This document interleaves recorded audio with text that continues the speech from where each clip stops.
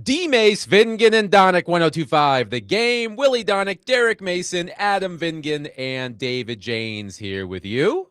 We hope you are having a wonderful Thursday. We are broadcasting from the Busy Bee Plumbing, Heating, and Air Conditioning Game Nashville Studios, home of the $99 yearly Beehive membership, where the buzz is always about great service. How's everybody doing today? Well, I'm not doing too well at the moment. Mm. My computer is I'm gonna be flying solo or blind in a little bit. I went and bought a new charger. I thought it was my charger, so I go and buy a new charger. I plug it up and it seemed like it was working. Then it went back to the same old icon above the charger thing, and then it says it's not charging. So I'm like, freak, and I did say that, freak, like I said it like that. So you went to the Apple store. Yes, went to the Apple store. Haven't you always thought it's a bit presumptuous for the people who work there to be called geniuses? Hey, if they want to be called geniuses, I'm going to call them geniuses. Don't they need to pass some sort of test? I'm sure they did pass a test. Some sort of IQ test? I'm sure they had to. Don't you think, Willie? In order to be called a genius in that particular field? I have to say, that store is unlike any other store. You go in there, you just, it's like, you get lost. It's different. It's different. They've gotten the job done for me. I can't complain. I mean, they get the job done. It sounds like they haven't. No, what's going on? No, it's not because charging? no, it's not charging. But to eat, the guy's name was Ethan. I told Ethan, he recommended the cord. He looked at my buying history. He said, "Oh, you have that computer? Okay, let me match you up with the right charger." So he did. But I also told Ethan that, hey, I think it may be.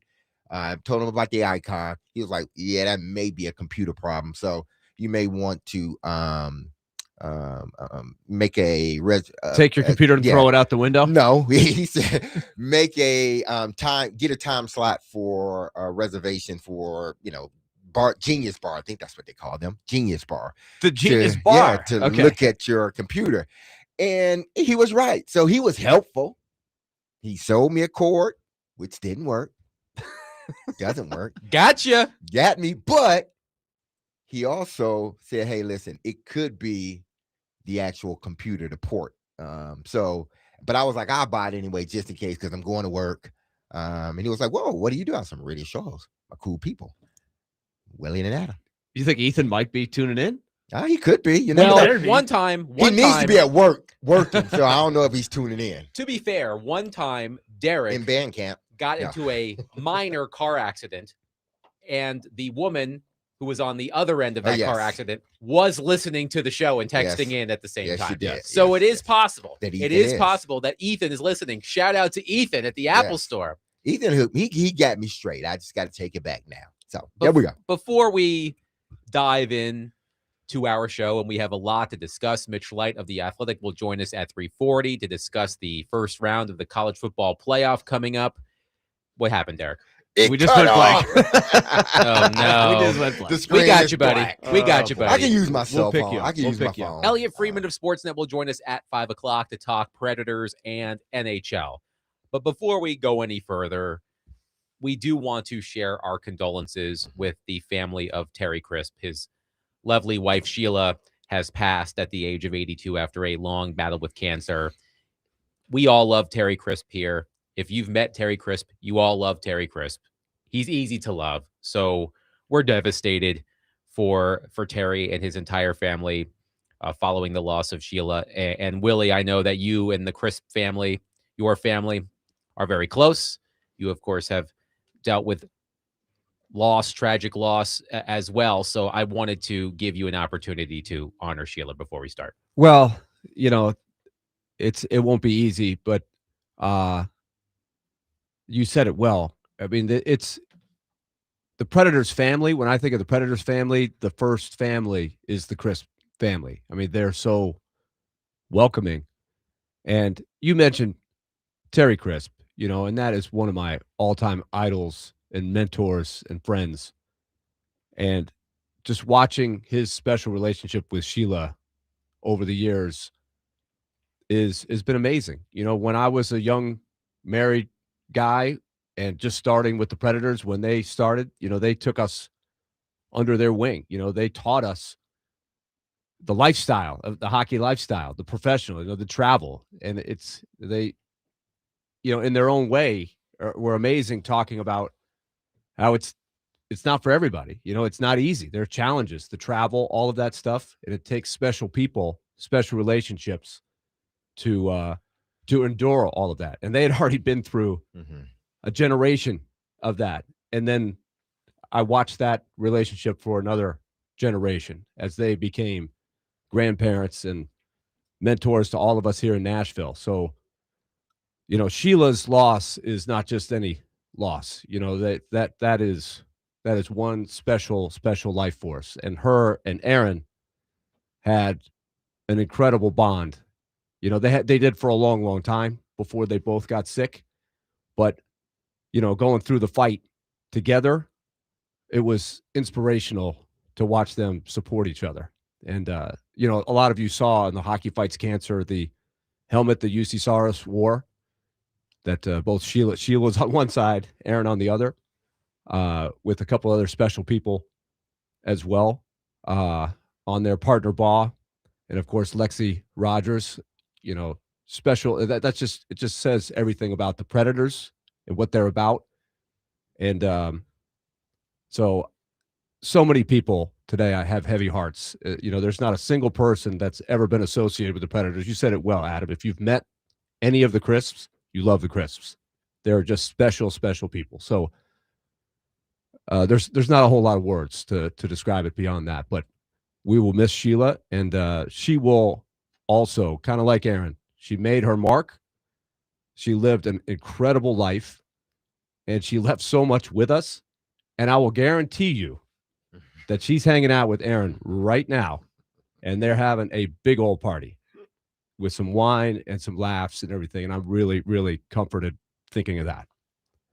Well said. We, again, offer our condolences to the entire Crisp family on the loss of Sheila. Just heartbreaking news. I really do feel for Terry and his entire family. So they will be in our thoughts and yours as well. So remember the other day when I said that people who liked Diego Pavia on Saturday morning still would like Diego Pavia on Sunday morning following his social media posts after the Heisman Trophy ceremony? I might have been wrong about that. Reese Davis, the host of College Game Day on ESPN. We all know Reese Davis. He is a Heisman Trophy voter. He voted Diego Pavia number one on his no Heisman take backs. Nah, you can't take it back. You can't take it back. But he did vote Diego Pavia number one on his Heisman Trophy ballot. And he said on a podcast the other day that he regrets his first place Heisman Trophy vote for Pavia because of what happened afterwards. Here is what Reese Davis had to say. It wasn't his response to the voters that bugged me. It was the way the response then went toward Fernando Mendoza, if and only in a way that Fernando caught a stray. There's nobody that I've run across in the last several years in college football that carries himself with more class and more dignity and more character than Fernando Mendoza. He looks you in the eye when he talks to you. He references previous conversations with you. He acts like a man of character and class. Diego Pavia didn't, and he apologized for it. I accept that, but I voted for the Heisman for 20-something years. I've only regretted my vote 2 times. One time it was because of on the field, and I was unfair in my judgment toward a person. In my effort to be fair, I ended up being unfair to the person I should have voted for. This one was different. I regretted the vote because after Pavia's behavior in the aftermath, I was like, man, I'm glad he didn't win. I'm glad he didn't win. That's not the way you should feel about a player that's as great as Pavia is on the field. I am delighted that Mendoza won because he will represent the Heisman in the way that I think it should be represented. So that was Reese Davis explaining why he regrets voting Diego Pavia number one on his Heisman Trophy ballot.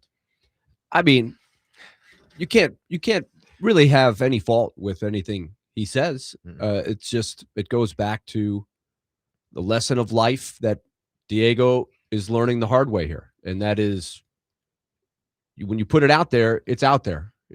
There are no takebacks, right? Once you, like Herm Edwards says, you press send, it's out there forever. And you get what you get. it was, I think you said this, D-Mace, it was probably a split-second decision, a whim decision that wasn't well thought out. Maybe he wasn't in the best state of mind. And there is a domino effect, especially in today's day and age where there is a, what would you call it? The echo chamber, people say, right? So Reese Davis said something, and now Reese Davis says something who's, he's a classy guy, he's a respected guy. People listen to Reese Davis. So now everybody else is reacting to what Reese Davis said. We're reacting to what Reese said. So this stays out there, right? So it's not done with the cycle. It's like you hope to nip it in the bud the day after. It doesn't do that. That's not how it works.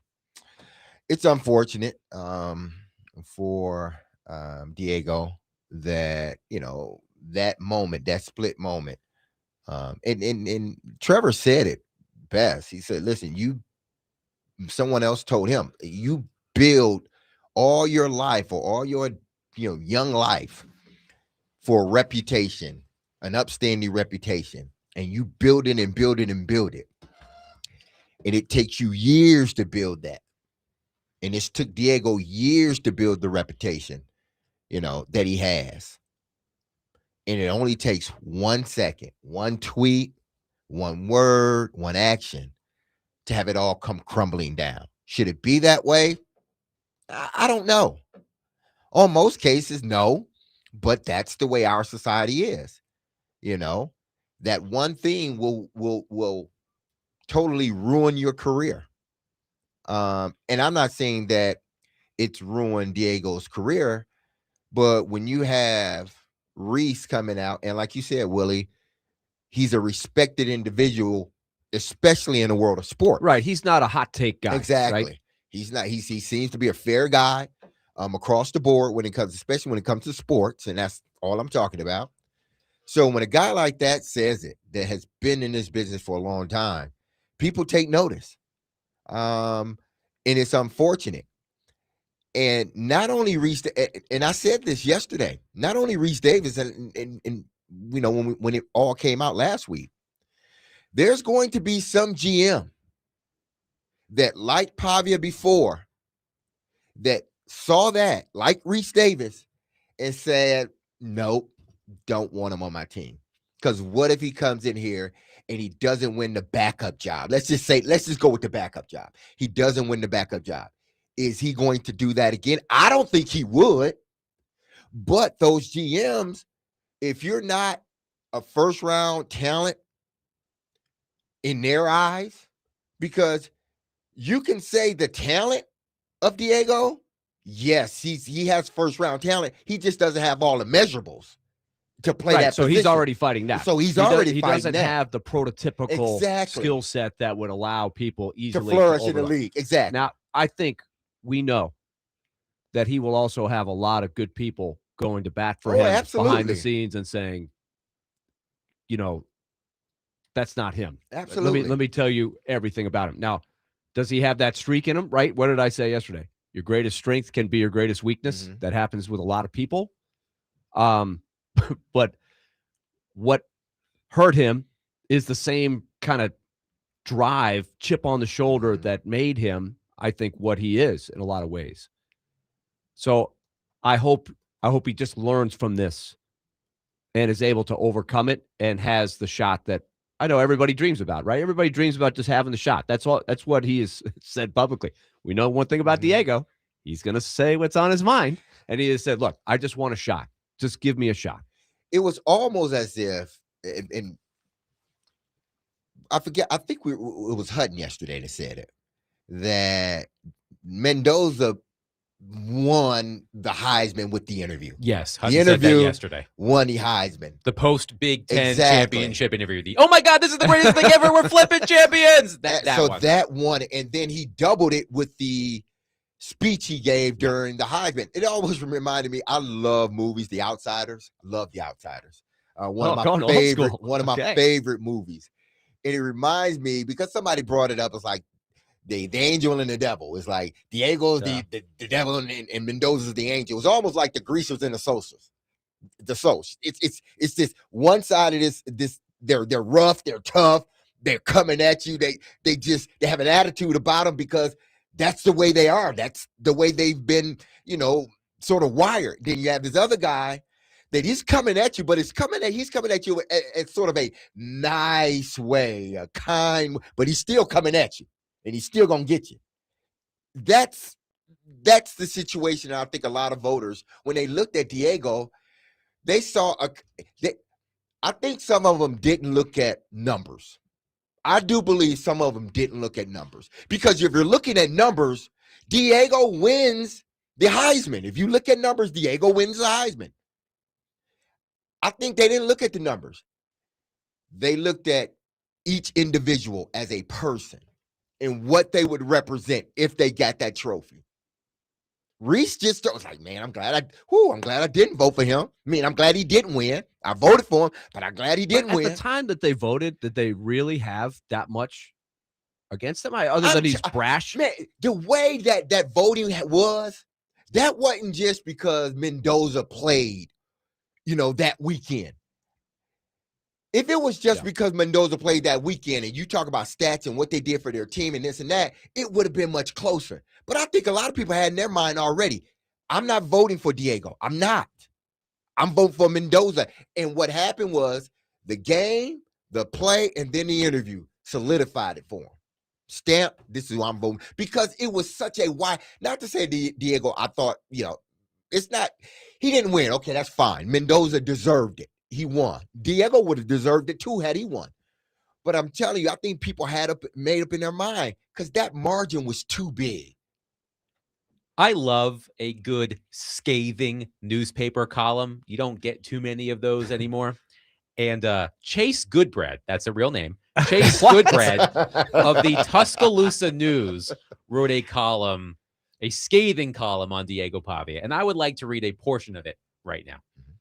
Had this been the 19-year-old Johnny Manziel, a Pavia confidant, by the way, and all the voters post on social media would have at least been less surprising, if no less classless. But after 6 years in college, you'd think Pavia would have signed up for at least one course in humility by now. The kid blows off his steam defense, also fails to hold up when one considers the dozens of kids who didn't. Decades worth of disappointed Heisman finalists who managed to leave New York City without leaving behind their dignity like Pavia did. Low-hanging fruit. Mr. Goodbread. Mr. Goodbread. Not to be confused with Mr. Goodbar. Pretty good candy bar. Yeah, Mr. Goodbar was I like pretty Mr. good Goodbar. Yes, you're right. Who doesn't love Mr. Goodbar Or Mr. Shortbread. or Mr. Shortbread or Mr. Goodbread? So I don't know who Mr. Goodbread is. Tom Yeah. says on our text line, it's a shame, really, the goodwill Diego lost and the marketability. He had a shot at being the Cam Scattaboo of this year's draft. Hey, listen, I don't, there may be some truth to that because I think, following this league, and all of us following this league as long as we have, there are situations where GMs just take you off the board for acts that they deem. But somebody will give you a shot. Oh, yeah. There's been and I'm not saying a lot of people have done a lot exactly. worse things than what I'm Diego not saying just did. somebody's not going to give him a shot, but I think there will be a GM that says, no, I don't want it. No, I just don't, because it happens every year, whether it's a guy like Diego Pavia, who's been an elite college athlete, or a guy that's, predicted a 6th-round guy. It happens every year where a GM will look and say, nope, I don't want him on my team. And unfortunately for Diego, there may be a team. I hope not, because again, unlike that article, I'm not going to tear this young man down. Is he brass? Is he cocky? Is he confident? Hell yeah, he is. And I like him that way. He has to learn that has to stay on one side of the line. By the way, Mr. Goodbread had Diego Pavia second on his Heisman Trophy ballot. 615-737-1025. We'll take your thoughts on what Reese Davis had to say, regretting his vote for Diego Pavia for the Heisman Trophy following his behavior after the ceremony. 615-737-1025. Coming up next, the college football playoff starts this weekend, and this may be the last time you see two Group of 5 teams in the field. We'll discuss that next. 615-737-1025. Also, keep in mind, we do have another pair of Music City Bowl tickets to give away during the program. And I've got another trivia question, and it's a doozy.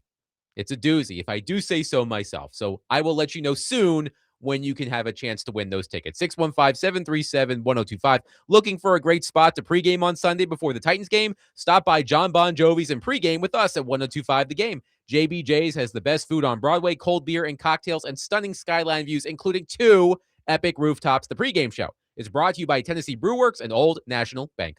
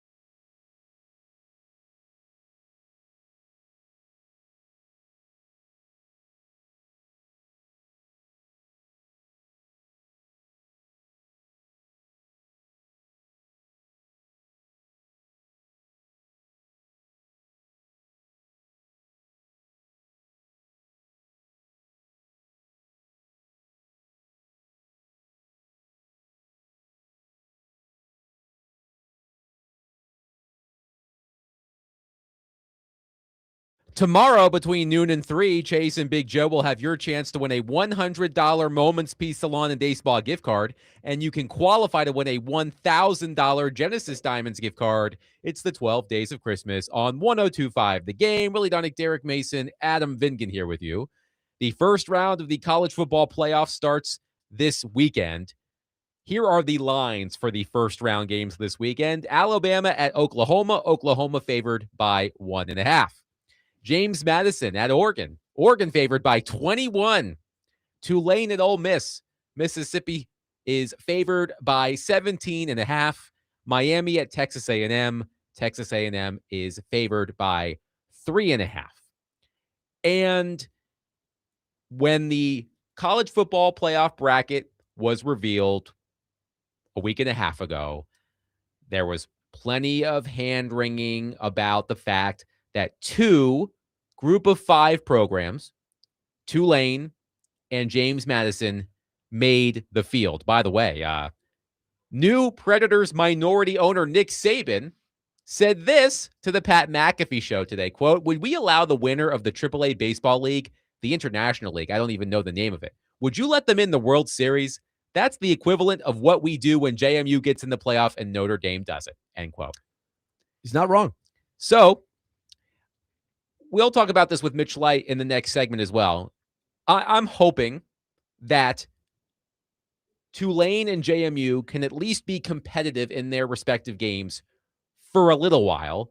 There were a lot of blowouts in the first round of the CFP last year. Need I remind you, Penn State defeating SMU 38-10, Ohio State defeating Tennessee 42-17, Texas defeating Clemson 38-24, which isn't really a blowout, but it was a decisive win for Texas. Earlier today, I saw this story from Ross Dellinger of Yahoo Sports with the headline, "The college football playoff will change next year due to an agreement made 18 months ago."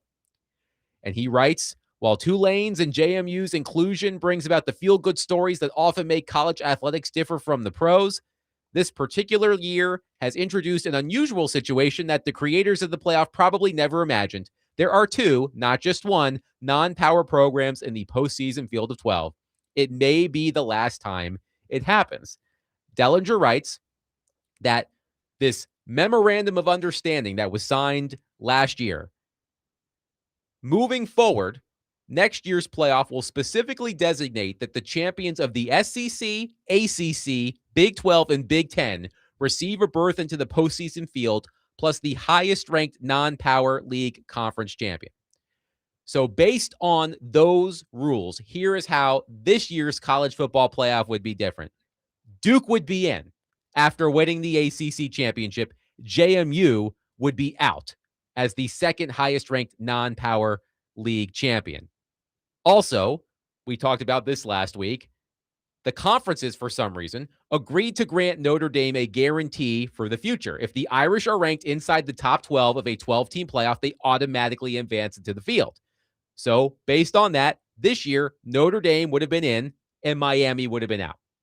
So based on this memorandum of understanding, enjoy it, JMU and Tulane fans, because this is the last time that you're going to see 2 group of 5 teams in the college football playoff. So they're going to change it again. And a lot of people, I think, would vote for that change. But it is interesting how, if you look at the whole process going back to when they first started what was the Bowl Alliance, wasn't it called? Was that the first thing that passed we just play the bowls and then we just vote? Remember, for the longest time, that's what they did. And then it was, well, let's get the 1 versus 2. So let's get the Bowl Alliance. And the one thing was the Rose Bowl wasn't in there. They were like, we're not going into that alliance. You guys do what you want. We're staying Big 10 versus Pac-10. And then it went to the 1 versus 2. Then it went to the 4. And then, it's evolved. But if you count up all the changes, it's a gazillion, right? There's always subtle tweaks, and we still can't settle in on something that we all think is great. So I don't know what to think of that. But it does say that the format is everything. Well, the format is everything. It says that, basically JMU, you guys will never get in again. ever. That's what it's saying. And it's unfortunate for schools like that. If even if you're ranked high, if you don't win your conference, you're not getting in no matter what. So I think people expect this to happen. Last year was sort of like a nudge, like, okay, but the blowouts were Power 5 teams, Power 4 teams, however you want to call it. UT getting blown out by Ohio State. SMU being blown out by Penn State. It wasn't a JMU or something. So people kind of was like, yeah, as long as, but then now you have a JMU in it. And who else is that? Well, Tulane. I think people, I would put myself in this case. Mhm. People don't have the same Cinderella gravitation towards the little guy like they do in basketball. Because in basketball, you can win. Like, there's a legit, because in basketball, you can be the better team, but if I'm shooting lights out from outside, I may win. So And there's we've something seen it about that every we year. love Mhm. that we don't even want to see in football. Is Well, that fair to say? Yes, I think. And I part of- thought I would feel different. Because I've always been like, yeah, let the little guy in. I want to see the upset. But of course, I'm influenced by my guys aren't in there because of this. But I try to put that aside. Like, I think you want to have them at the table somewhere. But what do the people want? They don't have that same allegiance. We all want to know who's the upset going to be in the tournament. Who are we going to pick in our brackets? We talk about that for days leading up to the tournament. We don't have that same feeling in football. there are a couple of reasons why, I think. One, there are more teams in the Mhm. basketball tournament. There are 68 teams. Right. There's for room now. for everybody. Yes. Yes, that's number one. Number two, in football, those Cinderella type upsets are so rare. I mean, people still fondly remember Appalachian State beating Michigan. That was nearly 20 years ago. How often do you see that level of upset in college football during the regular season? It's not a consistent theme in the college football playoffs. It's consistent in basketball where, a number 15 or 13 team can win multiple games. Right. You may win this game, but because you're moving up and the competition gets even better or tougher for you, you may get blown out the second game. And nobody wants to see that. Nobody wants to see a score of 45-10. They don't want to see it when it's two power teams going together. By the going way, I against each believe other. Ole Miss already beat Tulane this season 45-10. So nobody wants to see that in college football playoffs. Correct. Dan Wolken of Yahoo Sports, and correct me if I'm wrong, Willie, fellow Commodore, He is. Dan Wolken, wrote a column about this, talking about how the pitchforks are going to be out if it's blowout central in the first round of the college football playoff. But he also writes this, quote, "This is the nature of tournament play in any sport, where you include teams that don't realistically have a chance to win the championship. Highly competitive first-round matchups are the exception, not the rule. Only when you reach the postseason stage, where it's best against best, can you reasonably expect to see something memorable." Yeah, I guess. I mean, what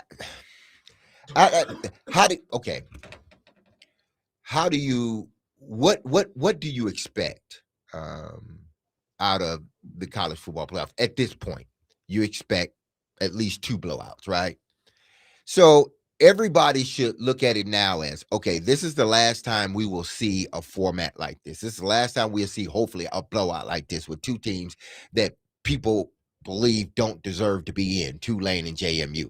There's going to be some blowouts, though. Like in the NFL, the league that has the most parity that you can possibly have, like they've worked at it to have the maximum amount of parity. You still see a lot of mismatches. But you're more early. likely going to see a blowout if JMU goes against Ohio State or Tulane, Indiana, than you would see Indiana going against Ohio State. No question. And you watch.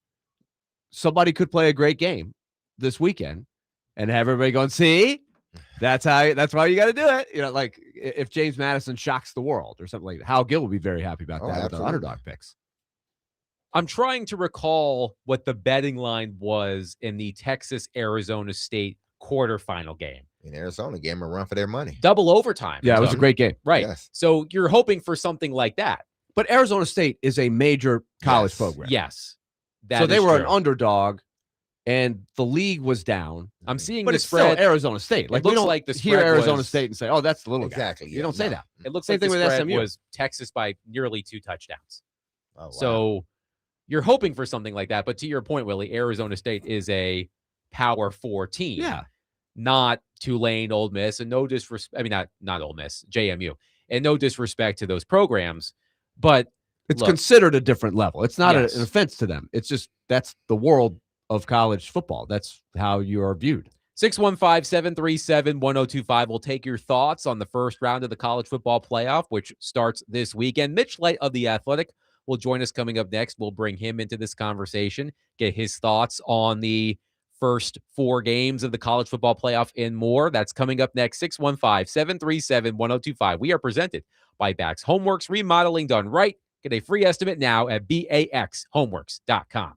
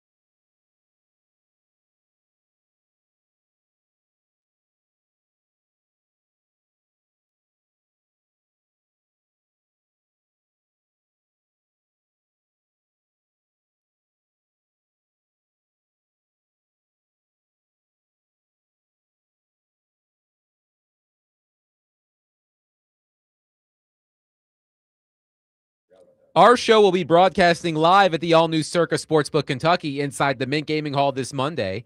prior to the Monday Night Football matchup between the San Francisco 49ers and Indianapolis Colts. So join us, won't you?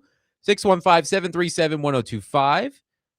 Speaking of that number, let's go to our phone line, driven by WilsonCountyHyundai.com, and welcome in our friend Mitch Light of The Athletic to help us preview the first round of the college football playoff. Hi, Mitch. How are you? I'm good. How you guys doing? We're doing well. So, of the teams playing this weekend in the first round of the college football playoff, which team should be on upset alert the most? Well, I don't think either of the teams playing Group of 5 opponents will be upset at all. The spread in the Alabama-Oklahoma game is about even. I think Alabama by 1. So I'm going to go to A&M Miami game. I'm fascinated by this matchup. I think, and I'm using the term fraud here loosely because these teams are all very good in the college football playoffs. But you can make an argument that both of these teams are kind of frauds for where they're ranked. Or, Texas A, both of them basically that wins over Notre Dame are really lifting their resume. A lot's been made about A&M's strength of schedule in the SEC, and you can only play the teams that are on your schedule. But they have a lot of close calls. They beat Auburn by 6, Arkansas by 3. We know what happened in the South Carolina game where they were losing 30-27 at the half and won by a point. They lost to Texas, by far the best team they played.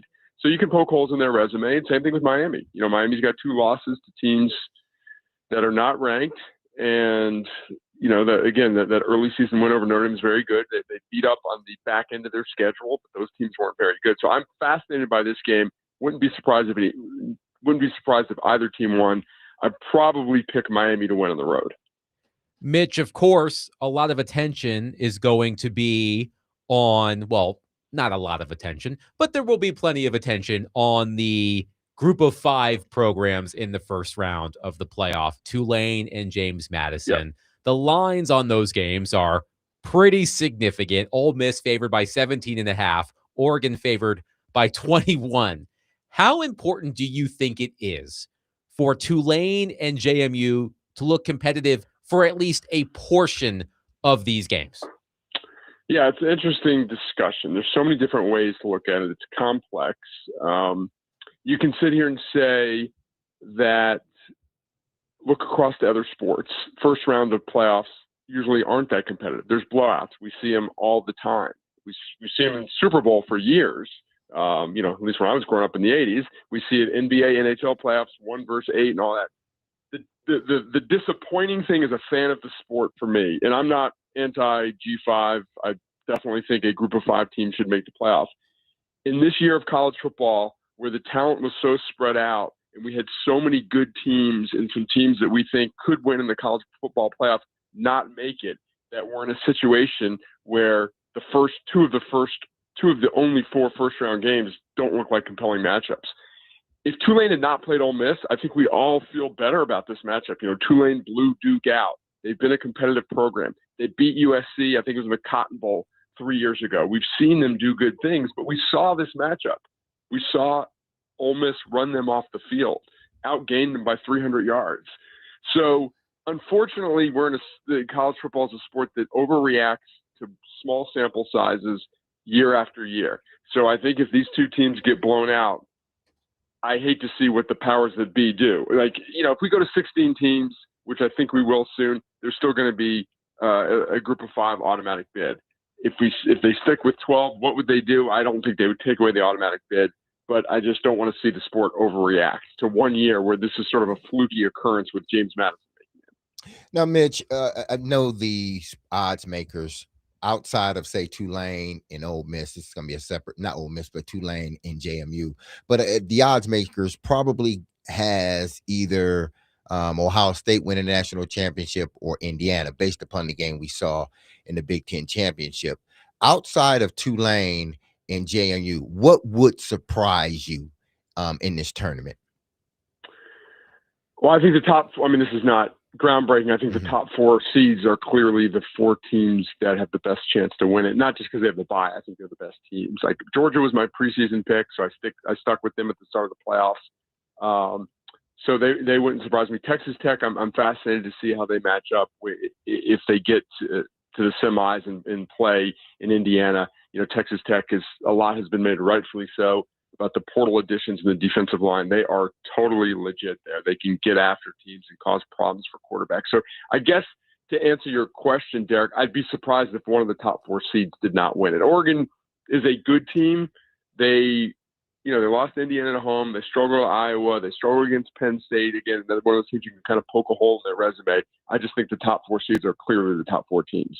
Now, Mitch, I want to switch over to the hardwood because I've enjoyed watching Vandy play this year. They're only 11 games deep. They're 11-0, one of, I think 6 undefeated teams. Yep.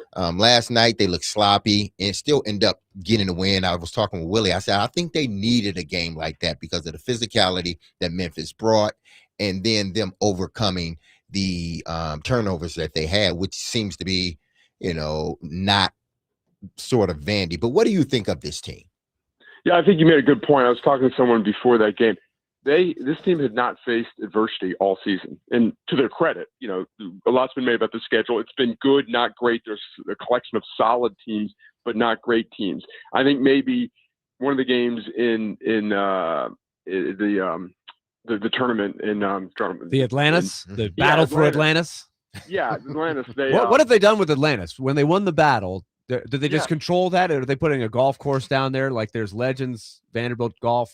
Like that's good. Have they acquired that? We'll have to dive into what happened there. I think the VCU game, they got up to that great start, and the VCU cut it to 3 at the half, but then Vanderbilt kind of flexed its muscles in the second half. So it wasn't. I was actually at the game last night. It wasn't a big crowd. It wasn't that hostile, but it got loud in the second half. And when Memphis takes that 5-point lead, again, like I said, this is the first adversity this team faced. And one thing, and I don't know if you guys saw that viral clip from Will Wade at NC State where he just called this team out for lack of leadership. I found that interesting because I went back and looked at Mark Byington's quotes from after the game, and he singled out the leadership on this team when Memphis had the momentum going into overtime after Vanderbilt kind of lost that lead late. He was worried, and then he went into the players' huddle, and all the veterans were talking, and they were excited to play in overtime and all that. So I would say it's slightly concerning, the turnovers and all that, and the pressure they face, but I think this is a good ball handling team. They've got 3 guards who can handle the ball. I think they will be able to handle that pressure going forward. So, yeah, they've been a really fun team to watch offensively. And, last night was clearly their worst game of the season, and give Memphis credit for that defensively. But you're going to have ugly games like that, and it's better to win them than to lose them. So, yeah, it's been a good team to watch so far. Mitch, the next matchup is another key game. As you mentioned, they don't have a lot of, huge non-conference games that had a big spotlight. Like you said, it's kind of mid. Like, I don't know what their strength of schedule is going to be. They're relying on the strength of the SEC. So they've got this game at Wake Forest. What's that matchup look like to you? Yeah, well, my son, senior at Wake Forest, Gabe, he's electing to flee the house on Sunday. He's going to the Titans game with some friends. So what? I know. Is he just too torn? He can't handle the heat. He can't handle the heat. That's it. So, Wake Forest is a long athletic team. They don't have much size. They don't score much inside. They're good on the perimeter. They don't press, so they're not a team like Memphis that's going to bring a lot of pressure. They are a streaky shooting team. They've had games where they've shot the ball very well. In fact, they played Memphis in a tournament, and they beat them on the Bryce Drew play, at the buzzer, if you guys remember seeing those highlights. So, sure. But the thing about Wake Forest is they're really the only team that's made Michigan sweat this year. Michigan has been Michigan has been absolutely dominant. And Wake led them in Detroit by 7 late, lost in overtime, and Michigan has not been tested since. Now, Wake played last night against Longwood, not a good team, and they won by 3 at home. So, my guess is Vanderbilt's like a 5.5, 6-point favorite. They'll need to shoot the ball better. But from a matchup standpoint, it does not look like the team that can expose some of the things that Vanderbilt might be lacking. They're not going to score inside a lot, and they're not going to pressure them like Memphis did. Hey, Mitch, my Sparties are number 9 now. They're 9-1, and I've watched them play. They look good. So, Michigan, don't get too comfortable. I'm aware of that. I know this is not a show where we like to praise Michigan very much, but there's not much to praise about Michigan athletics right now with all that going on. So I figured we'd give them a little bit of shine. Mitch, I think people that follow you, they know your background with Vanderbilt. So give us your perspective on the fallout of Diego Pavia. We were talking specifically about Reese Davis. It's one thing if, for lack of a better term, a hot air shock jock says something, right? But Reese Davis is a really respected guy. He had a very measured thing. It wasn't mean-spirited. That's the kind of thing that I think has a little bit more of an effect. So give us your thoughts on what's happened here. Yeah, I'm surprised by that, but from Reese Davis. We can disclose our Heisman votes now after the voting, and I voted for Diego Pavia 1, Fernando Mendoza 2, and Jeremiah Love 3. I think probably what you guys think very unfortunate for what Diego did. It was a bad look. It was a bad look for Vanderbilt. Kind of feel bad for Clark Lee, a guy who, and there hasn't been much that you needed to defend Diego about. We know about it. We know about his confidence, all that, but how many times have we heard Clark say, we let Diego be Diego. We don't tell him, we don't rein him in at all. Well, here's a case where Diego kind of let Clark Lee down and let the program down. Was it the end of the world? No, he shouldn't have done it, but it wasn't a crime. Don't get all the hate. I mean, I understand. I know the culture we live in, so I'm not surprised, I guess. But to hear someone say they wouldn't have voted for him, was a little bit surprising. I do know that the people that dealt with Diego up there and the Heisman, all that stuff, had nothing but positive things to say about him, that he was respectful and all that. And I thought he handled all his interviews well. So it was an unfortunate thing for him that he's going to have to live with, as he tries to move forward, NFL, all that stuff, don't know how far he's going to get in that process. I do think he will make an NFL roster, maybe a practice squad. We can talk about that later, but that's something that's going to come up, and he's going to, when you're a borderline prospect, you don't need to be doing that self-inflicted wound. So I guess I'll just summarize it again by saying unfortunate, but not the end of the world. And I think that's good level-headed perspective, because sometimes I think the actual act gets so blown up because of the echo chamber that you forget, what exactly did he do? It wasn't great, but it certainly, some people have done far worse. Yeah, no doubt. It's also too, because he has a reputation. There were already certain people that did not like him and were waiting for him to do that. And juxtapose that against Fernando Mendoza, who's the great Heisman speech and all that. I'm not saying he's a better person by any stretch. That's not what I'm getting at, but he gave such an eloquent, a great Heisman speech. And then an hour, 2 hours later, Diego does that. So I think that's something people like to point to as well. But again, I'll just say, I'm surprised that people say, oh, I shouldn't have voted for him after that. It's like you vote based on the merits of their season.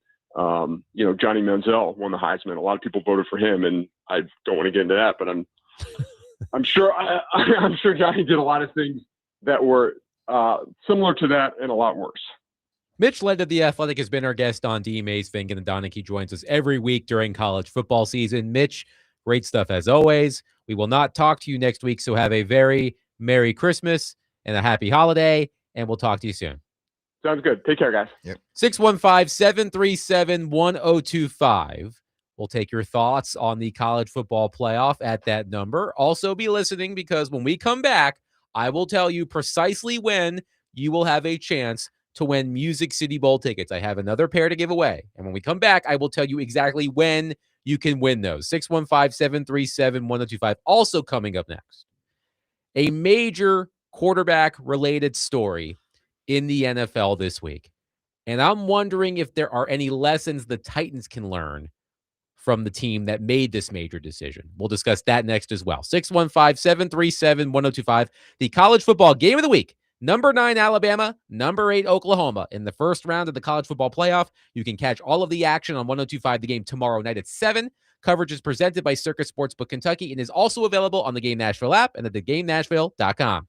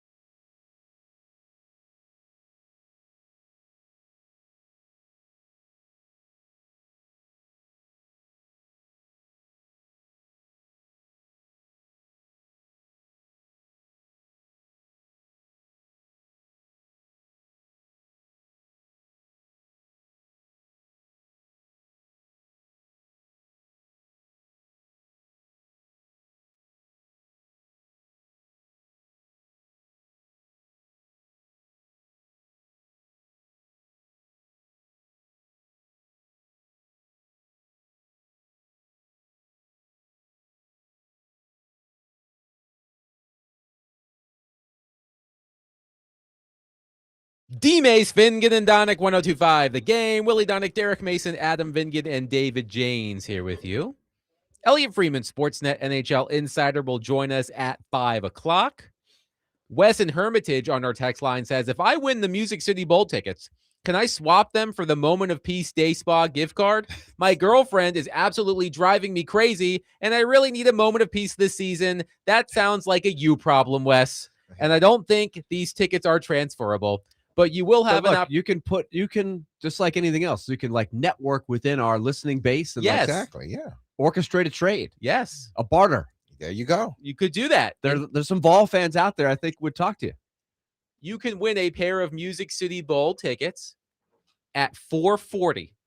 So in 40 minutes, I will give you the cue to call with the trivia question. And I think it's a pretty good trivia question, if I do say so myself. I was pretty good. I was surprised when I saw this little nugget as I was researching for this trivia question. So at 4:40, I will give you the cue to call for your chance to win a pair of tickets to see the Music City Bowl. By the way, Scott Ramsey will join the program tomorrow at 3:40. He knows a thing or two about the Music City Bowl. I bet he knows the answer to my trivia question, but we'll get to that.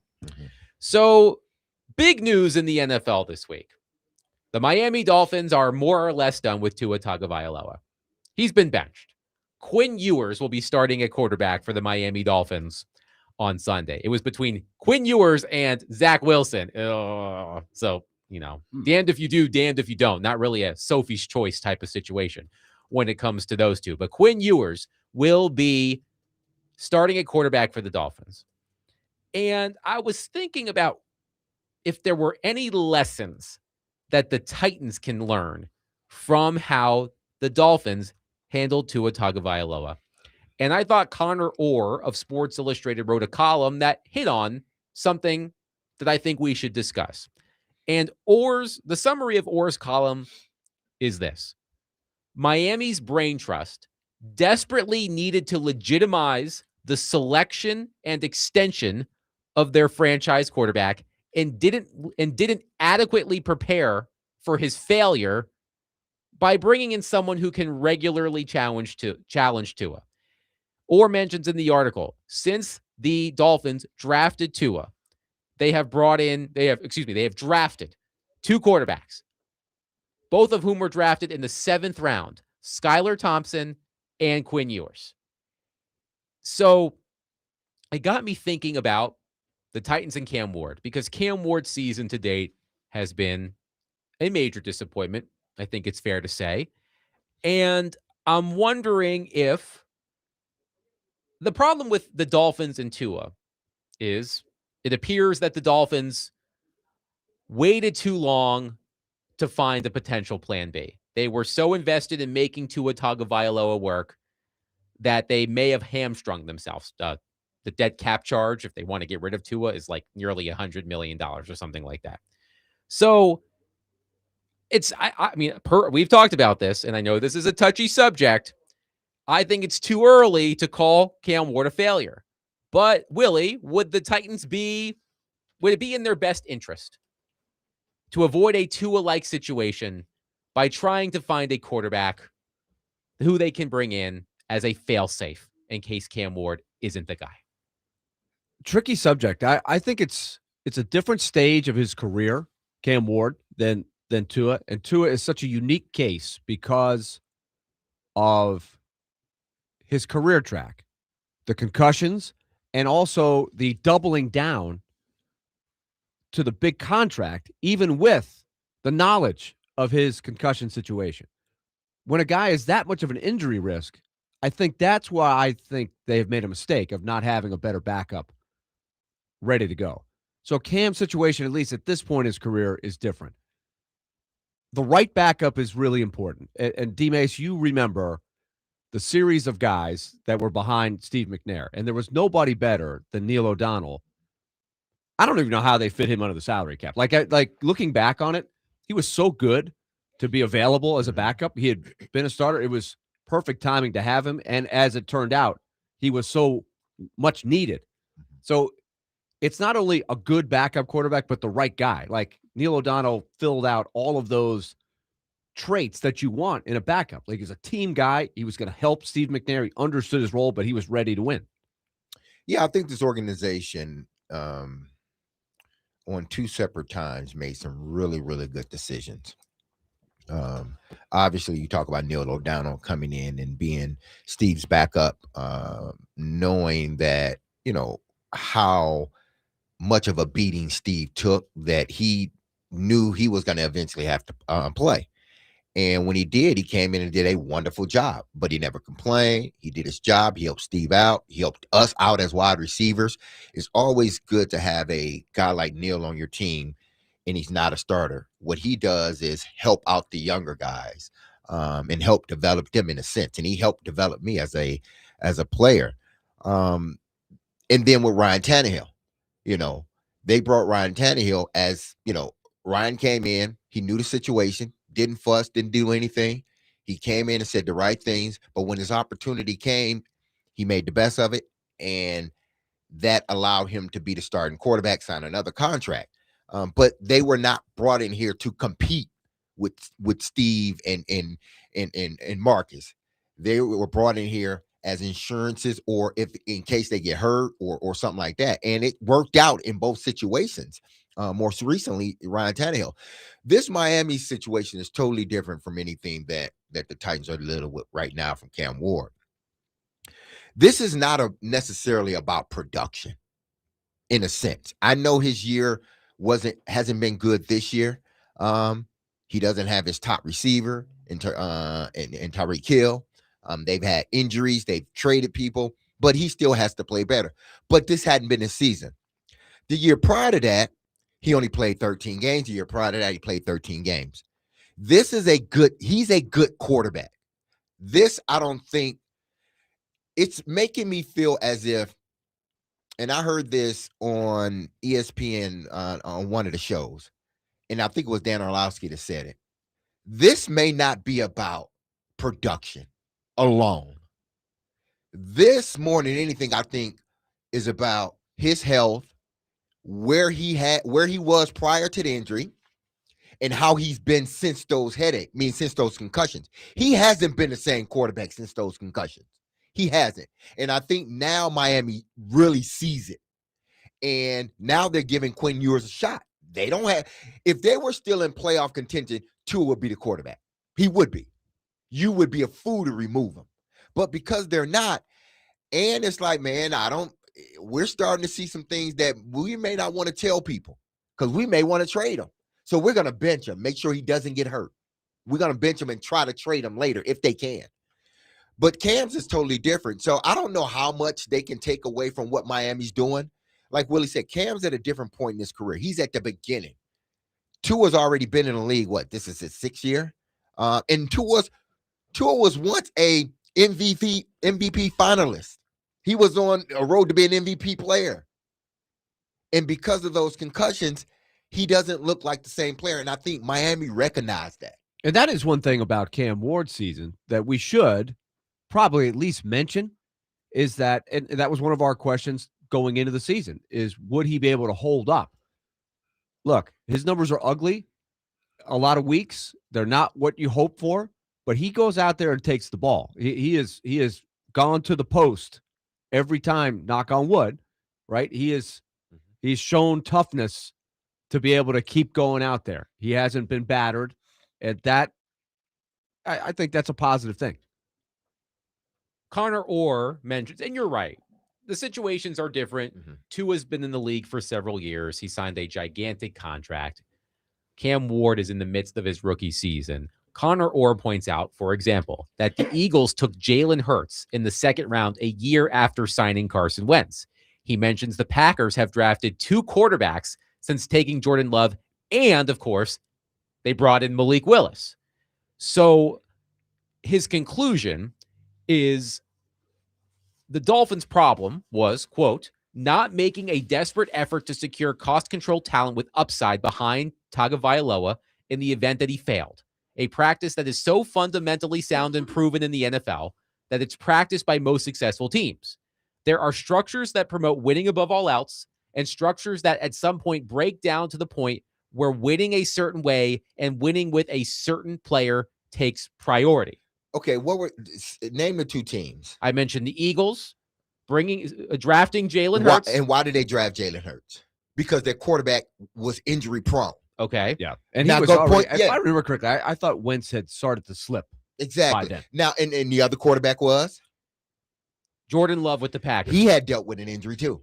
So you're talking about two situations. Connor Orr's talking about two situations where they're not apples to apples. But I understand the fact of, I'm not saying you shouldn't have somebody there that can, if he gets hurt, if he's not playing, whatever the case may be, they can come in and win you some football games. No doubt. But that's every team across the league. That's the successful teams and the non-successful teams.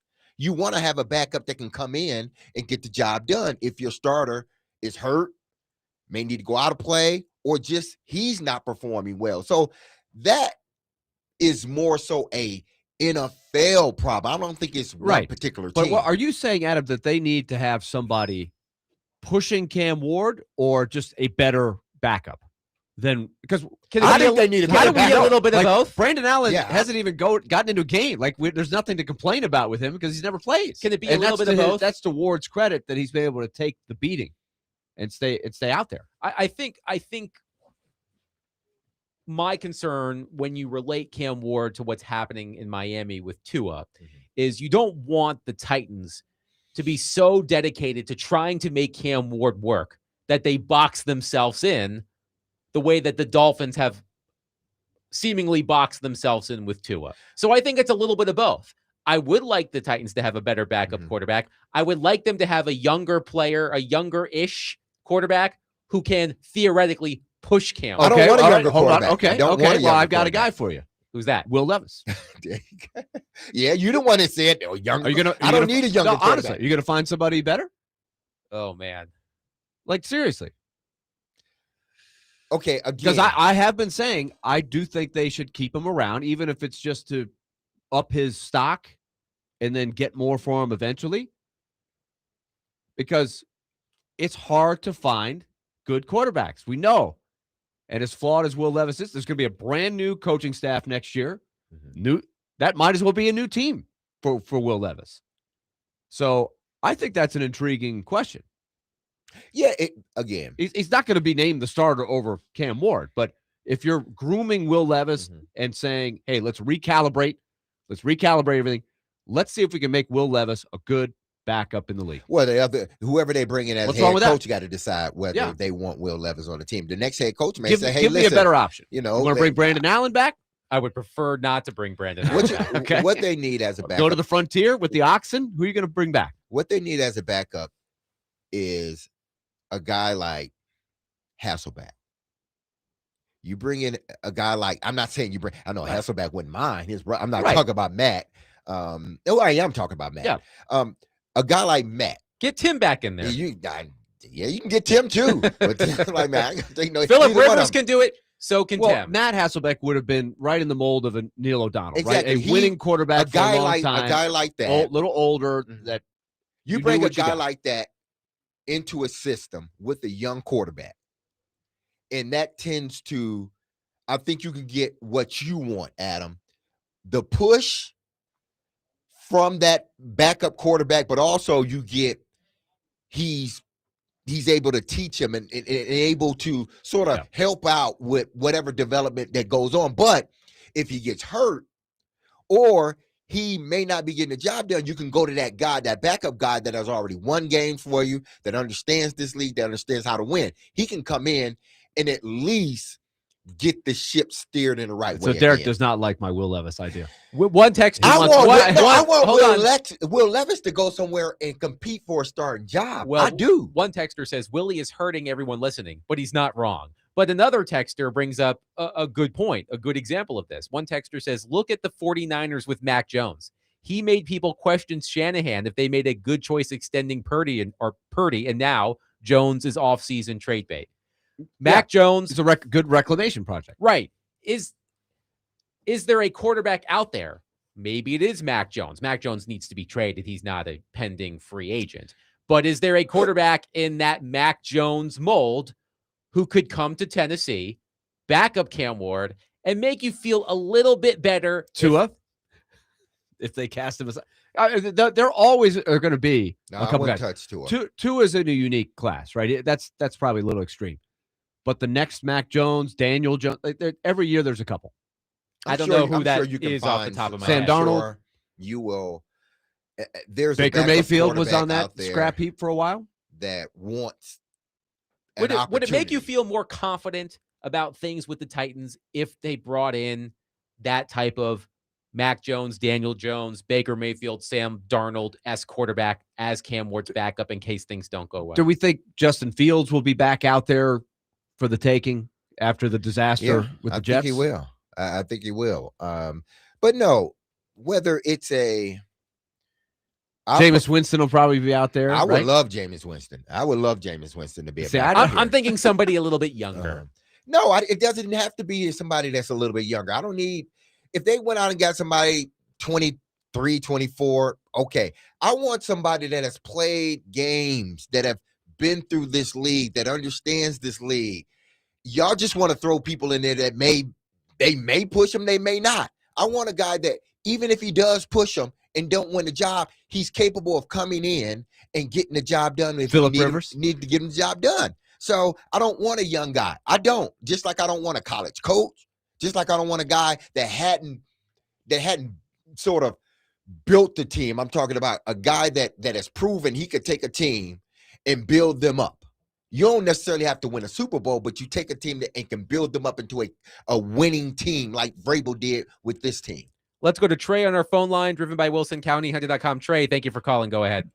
Hey guys, how y'all doing? Hey, Good. Trey. Hey, I just want to say, hey, I was listening about Tua getting benched, and I think that's good because the simple fact that, you know what I'm saying, he's been in the league 6 years. For one, when he got drafted, he had a broke hip.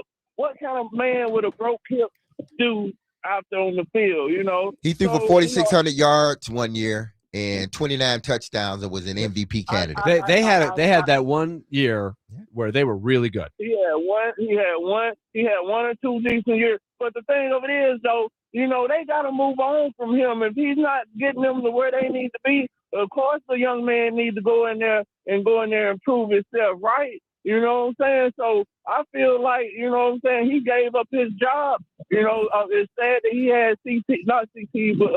concussions, but you know what that leads to. But I just wish him the best, you know, but, you know, get a young man a try. You know, maybe somebody will pick him up, but he don't need to come here. I love y'all. Have a good day. Thank you, Trey. Thanks, Trey. 615-737-1025. Connor Orr of Sports Illustrated writes about Tua Tagovailoa in Miami. That Miami's brain trust desperately needed to legitimize the selection and extension of their franchise quarterback and didn't adequately prepare for his failure. Should the Titans heed that advice when it comes to Cam Ward? Go ahead. It was such a groove that they were in for a while. We can't forget that, right? Yeah, but that's it just doesn't look the same now. It doesn't look like the same team, even though it's the same guys. 615-737-1025. We will take your thoughts on that. Again, 615-737-1025. This Sunday, the NFL Game of the Week, Steelers versus Lions at 325 on 94.9 The Fan. The NFL Game of the Week is presented by Circus Sportsbook Kentucky and Massaro in 12 South.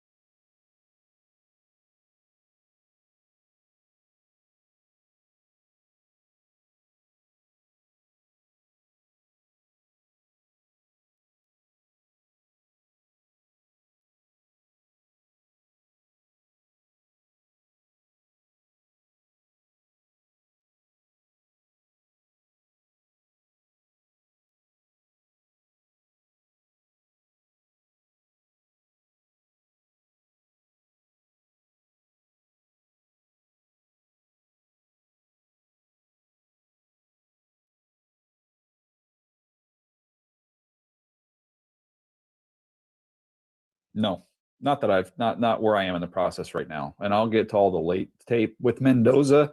He would be the only one to me that would be in that discussion. But I've seen Cam Ward play live this year, and I was there for Jackson Dart's first start with the Giants. Now Jackson Dart's got to protect himself a little bit better and not make this concussion thing more more than it should be here. He's got to do a better job there. But those guys, talent wise, I think they're more talented. They're more physically gifted than any of the quarterbacks that I've seen in this class. I like Mendoza. I think he's clearly the best one that I've seen so far as I've gone through it. But it wouldn't be enough for me that I was going to punt on either one of those guys. That was Daniel Jeremiah on Kevin Clark's podcast. Kevin Clark asked Jeremiah, are there any quarterbacks in the upcoming class who could make the Titans and Giants pull a Josh Rosen? Remember, the Cardinals drafted Josh Rosen very high in the draft. He's still out there. Is he? Well, I'm sure he's out there. I think he retired. He has a job at I think a financial job. I think. Now? I think he officially retired. If you called him, he could be available. He is younger than Phillip Rivers. That kid didn't want to play football. But Josh Rosen, drafted high by the Cardinals, the following year, they have the number 1 pick. They draft Kyler Murray. So Kevin Clark asked Daniel Jeremiah, who knows a thing or two about the NFL draft, if there are any quarterbacks in this upcoming class that could convince the Titans or Giants to do the same thing. He said no. So, but what do we know, D. Mace? Mm-hmm. Today's date is what, December 18th? Mm-hmm. Things change a lot between December 18th and March 15th, and even sometimes April 15th. There must be an alternative world if something like that happens. I can't see that. No, but the question is, who will rise up? Yeah, like some quarterback always gets hot, and everybody loves him, and they have not played a football game. It's all workouts and interviews and perception, media driven. Like, it becomes a thing. So we're discussing Tua Tagovailoa and the Miami Dolphins. Connor Orr of Sports Illustrated wrote a column about Tua's demise and Miami's part in it.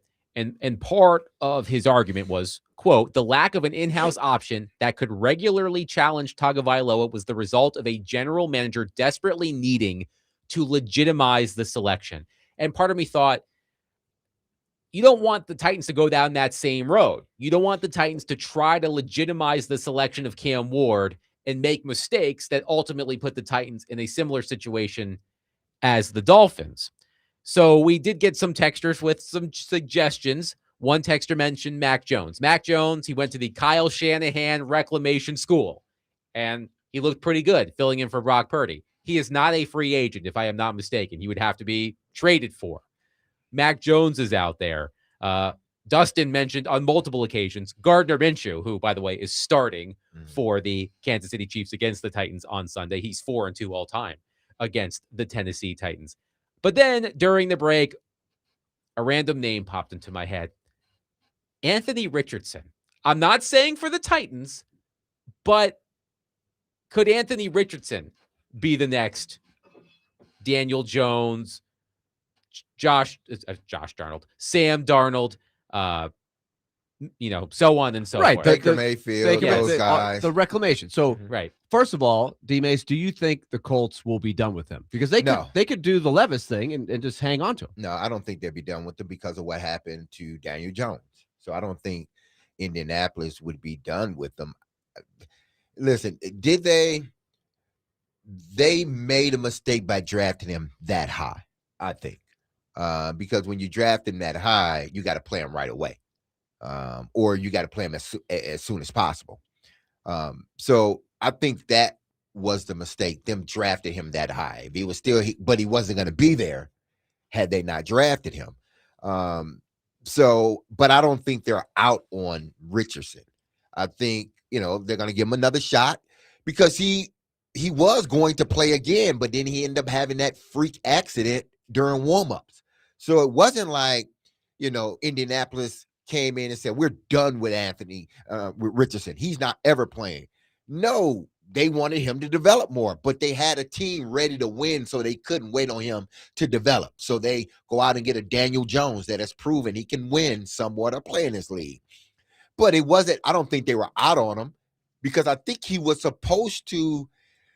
He was the backup. Was he supposed to play or something? But he ended up having that injury during warmups before the game. So that put him out. It wasn't because they were, done with him. It was because of the injury. So I don't think Indianapolis is getting, unless you offer them something they can't refuse, they're going to keep him and develop him as much as they can. A lot of people on the text line like Willie's idea about Will Levis. I'm just saying. Wes in Clarksville says, I think Levis would be better as a reboot. So, Willie, your idea isn't totally out of left field. Remember what I'm saying. I'm not saying that he would be the starter. I'm saying that you're trying to rework your expectation level. You've got a new staff coming in. You're going to have a new offense, fresh start, which is what he needs, right? This is part of the reasons, Derek, that you were ready to cast him off, right? He needed a new start. But I think when we look at how hard it is to find the right backup, I would give it a year. He's cheap. He's not going to hurt your salary cap. You're not going to be investing much. And I think if your expectation is, can he become a serviceable, solid backup with some tools, at least for the next stage of his career? There are guys that are backups for a long time, and all of a sudden, like Rich Gannon, you become a really good starter when you're like 30, because it just takes you a while to get the chance, and you learn the game, and then all of a sudden it hits. All the dots start connecting for you. With where I think the Titans are going to be next year, I don't think they're going to be in a position to be a Patriots or anything, making a big jump. I just really would be surprised with where their roster is. When I was looking at all the guys, like I gave you guys a list of players, and I said, are these guys back next year? Because it's a list that's not an impressive list. Yes. But it's like, well, if you're going to cast these guys out of here, get these guys out of here, then you got to replace all of those guys. You're not going to do it all with rookies. You got to go get other free agents. You have to overpay for those guys. So I just think it's going to take another year or two. So why not have Levis be just one of your projects, one of several projects for next year? One texter says, imagine Levis getting a year or two with Shanahan or McVay. Can the Titans just loan Levis to Kyle Shanahan? Hey, we're not trading him to you, but can you keep an eye on him for a year, and we'll come back and grab him when you're done? But there are some interesting suggestions on our text line. I've seen Tyrod Taylor, who's pushing 40. I've seen Geno Smith, who I think is in his mid-30s. Cooper Rush was suggested. You love Jameis Winston, Derek Mason. Yeah. You would choose Jameis Winston. I feel like D-Mace has somewhere a fan club. Yeah, man. Listen, that guy, he's your prototypical backup quarterback. But he brings more than he brings that other stuff that I think a young quarterback needs, or a locker room that's changing needs. He has that energy. He has that positive energy. He's looking to how can we get better? That's why I want Jameis, because just his presence, I think he's gotten a bad rap from long ago. And obviously, the 33-30 don't look too good when you throw 33 touchdowns and 30 interceptions, but he did throw for 5,000 yards. I can't say that. But I just like the energy. And there hasn't been a place, at least that I've known, that he hasn't been, that they haven't raved about his just leadership on a team. So for that alone, and he would push Cam, I think. Here's my overall point on this. I think the Titans should try to be more proactive about this than the Dolphins were with Tua. And again, as you both mentioned, different situations. Cam's just starting his career. Tua's been in the league for several years. He dealt with major head injuries. But as it was mentioned in the article by Connor Orr, the only quarterbacks that the Dolphins have drafted since taking Tua were both taken in the 7th round, Skylar Thompson and Quinn Ewers. What I take away from this is maybe the Titans need to be proactive just to have a backup plan in place in case things don't go well with Ward, and that the Titans don't do what the Dolphins did, which is, to borrow the phrase from Connor Orr, try to legitimize the selection by ignoring some warning signs perhaps, and now it seems to be too late, and now who the hell knows what the Dolphins are going to do at quarterback. So I'm just wondering if the Titans should be more proactive than the Dolphins were with their high round draft pick. I mean, you're always looking to better your team at every position, even at the quarterback position. You're looking to, if you have a starter, you're looking to bring in somebody that's going to continue to, push that guy. But if that guy gets injured, he can come in and win a few games. Every coach is looking to add competition because competition makes your team better. So I'm not saying that they don't bring in someone that can, push Cam or whatnot. I want this team to get better. And if it's bringing in a veteran backup, a guy that's old enough but young enough, played enough games but not in that 35, 36, 34 range, even though that's still young, I think it would benefit the team. I think it would benefit the quarterback. The team in either way, it's either you got a guy that's helping the young quarterback, a guy that if the quarterback gets injured, he can come in and win you some games, or if it's not working out, you can do what Miami's doing, or you can do what Indianapolis did, bench him for a while and let the other guy come in and try to right the ship. So, or Cam can just use it as a, yes, he's pushing me, but I'm going to learn from this guy as well. So again, to me, either scenario works. I'm not saying don't bring in somebody that's going to push him and whatnot to allow him to be a better player. But if y'all, this situation one isn't like the Dolphins, and if y'all are bringing in someone to take his job, you might as well just draft somebody, take the first pick in this year's draft, and take Mendoza. But let's look, as if that's the case, if Willie is fond of saying, the Miami Dolphins are about to enter the wilderness, the quarterback wilderness, the Oregon Trail, and they're dying of dysentery, and all of their oxen have drowned in the river because their only choices for quarterbacks at the moment are Quinn Ewers, a 7th-round rookie, and Zach Wilson, a reclamation project. Hey, add him to the list of guys who will probably be out there in the offseason if you want him. But Miami has put themselves in a situation where, listen, you're trying to avoid the situation that Miami has put itself in. What I'm saying is this, from Miami's standpoint. Yes, they're in this situation. Yes, maybe they should have gotten a backup. I don't know who their backup quarterbacks outside of Quinn Ewers have been since Tua's been there. Well, Skylar Thompson. Okay, Skylar Thompson. So if you want Ryan Fitzpatrick was his initial backup. Well, actually, I believe, did Fitzpatrick start? Then Tua came in, and then he was benched, and then Fitzpatrick came back in. But I can't remember. I don't know. It's been a few years. Yeah, I don't know. I think there's been a lot of years where Fitzpatrick has been in, then been out, then back in somewhere else. That is true. He gets around. It's hard to remember year by year. Yeah. So he's been in the league a long time. Yes, but please continue. But either way, the Titans situation and the Dolphins situation are a little bit different. Again, yes, I would like for them to bring in someone better than the guy that they had now. Even when they brought him in, I'm like, he's just basically, he's not going to put up a battle. He's not. He's just there just to be there. And maybe that was the wrong thing for the Titans to do. They should have, if they knew they were going to start Cam, which I think in their mind, they knew it. They should have brought in someone that can like really push the young man. Yeah, you ain't going, but push him. And Brandon, he wasn't pushing Cam.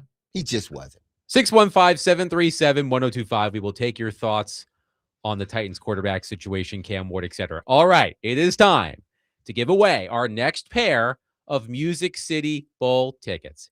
And I've got what I like to think is a doozy of a trivia question for you.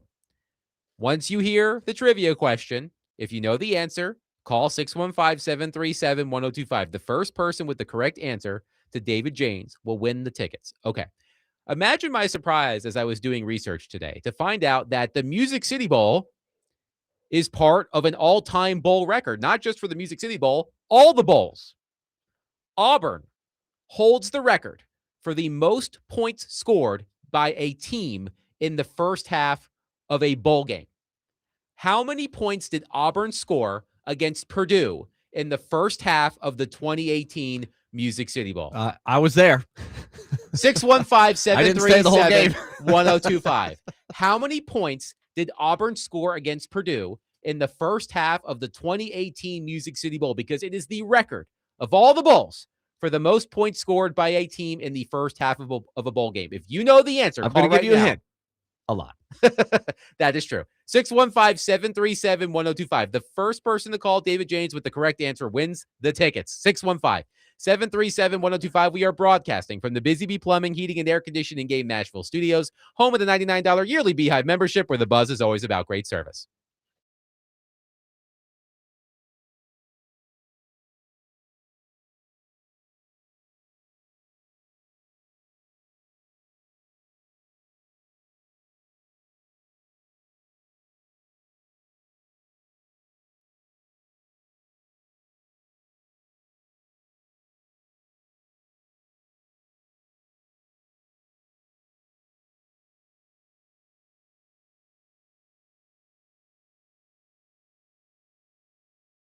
All right, let's tell you about Loan Pronto. This is a great, solid financial move you can make this time of the year. As you look ahead to 2026, lower your mortgage rate. If you got stuck with a high mortgage rate for your house, right now, the lowest rates in years are being offered up by Loan Pronto with their rapid equity loan program. They are delivering 4.99% fixed APR, the lowest rate in years. So find out if this is something you can take advantage of. So simply get a better mortgage rate, but also take a look. If you need some cash to pay off some high interest credit cards that are piling up on you, you can skip up to the next 2 house payments.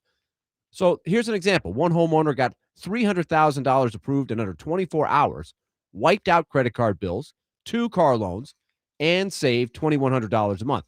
This could be you or somewhere in between. Just give them a call and see what they can do for you. LoanPronto.com is the website, or here's the phone number, 615-499-5780. That's 615-499-5780 or loanpronto.com. Start the new year by wiping out all higher interest debt and lowering your bills by thousands. It's Loan Pronto, equal housing lender, NMLS 1661781, APR for well-qualified buyers. Visit NMLSconsumeraccess.org.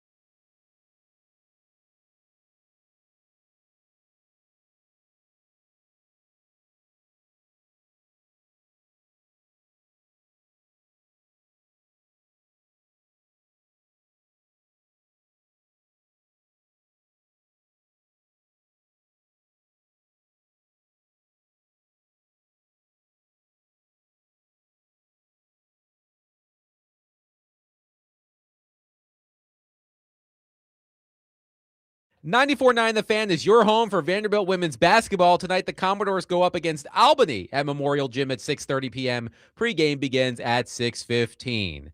Congratulations to Blake for winning the next pair of Music City Bowl tickets. I almost said college football playoff tickets. That would be amazing. But no, Blake wins a pair of Music City Bowl tickets. The question was, Auburn holds the record for the most points scored by a team in the first half of a bowl game. How many points did Auburn score against Purdue in the first half of the 2018 Music City Bowl? The answer, 56. 56. I was there. I guessed 40, and I thought I might have been a little. I knew it was a lot. 56 in the first half. It was 56-7 at halftime. If I was the coach, I'd put Antonio Brown. I just took off my shirt and walked off. I just left. Like, all right, y'all don't want to play? Take off my shirt and left. Jared Oh, Stidham. man. Jared Stidham, 15 for 21 for 373 yards and 5 touchdowns for Auburn. Darius Slayton, 3 receptions for 160 yards and 3 touchdowns for Auburn. Malik Willis threw a pass for the Auburn Tigers in that ball game. I forgot Malik Willis played for Auburn. I didn't even know that, actually. Well, So there you go. congratulations to Blake. 56 points scored by Auburn in the first half of the 2018 Music City Bowl. We do have one more pair of tickets to give away. We will do so tomorrow. So if you've missed out all week, you've got one more chance tomorrow. I'll come up with another trivia question, and we will give away one more pair of tickets before the holiday. Before we get to Elliotte Friedman, indulge me here for a moment, guys. Go ahead. Look, you know me. I love tankathon.com. On Google, it says you visit often, maybe too often. And it makes me sad to look at tankathon.com right now and see that the Titans have the 3rd pick in the NFL draft behind the Giants and the Raiders. And I think it's going to be difficult for the Titans to get back up there to number 1. So I've been starting to think about players who the Titans could draft with the number 3 pick, because I don't know what kind of trade offer you're going to get for the number 3 pick, if it's going to be worth trading down at number 3. And then it randomly came to me earlier this week, and I want you guys to tell me if I am completely off my rocker. I'm not saying exactly this is what the Titans should do if they have the number 3 pick and draft at number 3, but I'm wondering about it. Jeremiah Love. Do you think the Titans would be cuckoo drafting Jeremiah Love, the running back from Notre Dame, with the number 3 pick in the NFL draft? Yes. Derek? No, I don't think they would. No. 3rd pick? Again, There have been 7 running backs. and that's what I was about There to have been say. In seven- the 1970s. No. There have been no, 7 no. running backs drafted with a top 10 pick since Okay, 2015. that's different than top 3. Willie. Top 3. The top. Name the guys. Okay. Ashton Genty, number 6 in 2025. Mhm. Bajan Robinson, number 8 in 2023. Saquon Barkley, number 2 in 2018. Leonard Fournette, number 4 in 2017. Christian McCaffrey, number 8 in 2017. Ezekiel Elliott, number 4 in 2016. Todd Gurley, number 10 in 2015. And it worked out for all of those teams. Well, I don't know about all of them. No, the production was there with all of those. Even guys. Leonard Fournette? Yes, Leonard Fournette was productive. I don't remember much about his time He- in Jacksonville. Leonard Fournette was productive in this league. Was he a great back? No, he was productive. A Super Bowl winning running back, but he was a productive back in this league. I don't in dispute today's that. game, go ahead. I'm sorry. Well, I don't dispute what you're saying. You continue, but I just think that the real point is you can find a really good running back without using that pick. I would say the same thing about why you don't pick the first overall pick, why you trade down. It's the same principle. We've seen the Titans running the ball lately. It's looked pretty good. As Derek knows full well, the identity of the Tennessee Titans for a long time has been running the football. Jeremiah Love, 21 all-purpose touchdowns in 2025, 1,372 rushing yards, 18 rushing touchdowns, averaged nearly 7 yards a carry. And this guy split time with the other back. This could have easily been a close to a 2,000-yard back. And many consider him the best player in the draft, Jeremiah Love. I don't think they couldn't go wrong with drafting a talent like that, because the Giants didn't go wrong with drafting Saquon Barkley. Carolina didn't go wrong with drafting McCaffrey, so forth and so on. But The okay, names let's that take you- Fournette. Fournette is a great example. Uh-huh. I think it's fair to say, like, when he played, he was pretty good, Yes. but he was never great. Mhm. And he was the 4th pick. And you could list 24 other running backs Mhm. that had just as good a production as Leonard Fournette with the 4th pick But that wasn't that a were wasted picked in the pick. 4th round, the 5th round, the 3rd round. You can get a running back in there. But when you have a running back that people deem special, which they think Jeremiah Love is special, well, and there's then no you question. draft him. Fournette was supposed to be special, but he wasn't. And he wasn't ever that in the But pros. he wasn't special like these guys. When you talk about Saquon and now these are true dual threat, or McCaffrey, dual threat backs. These are backs that NFL teams are looking for. Now, Leonard Fournette was what, 10 years ago almost? 2017 was his first year. So almost 10 years He's ago. only 30 years old now. Yeah, it seems old. And he's been out of the league for a couple years. But I think the league has changed since he got drafted.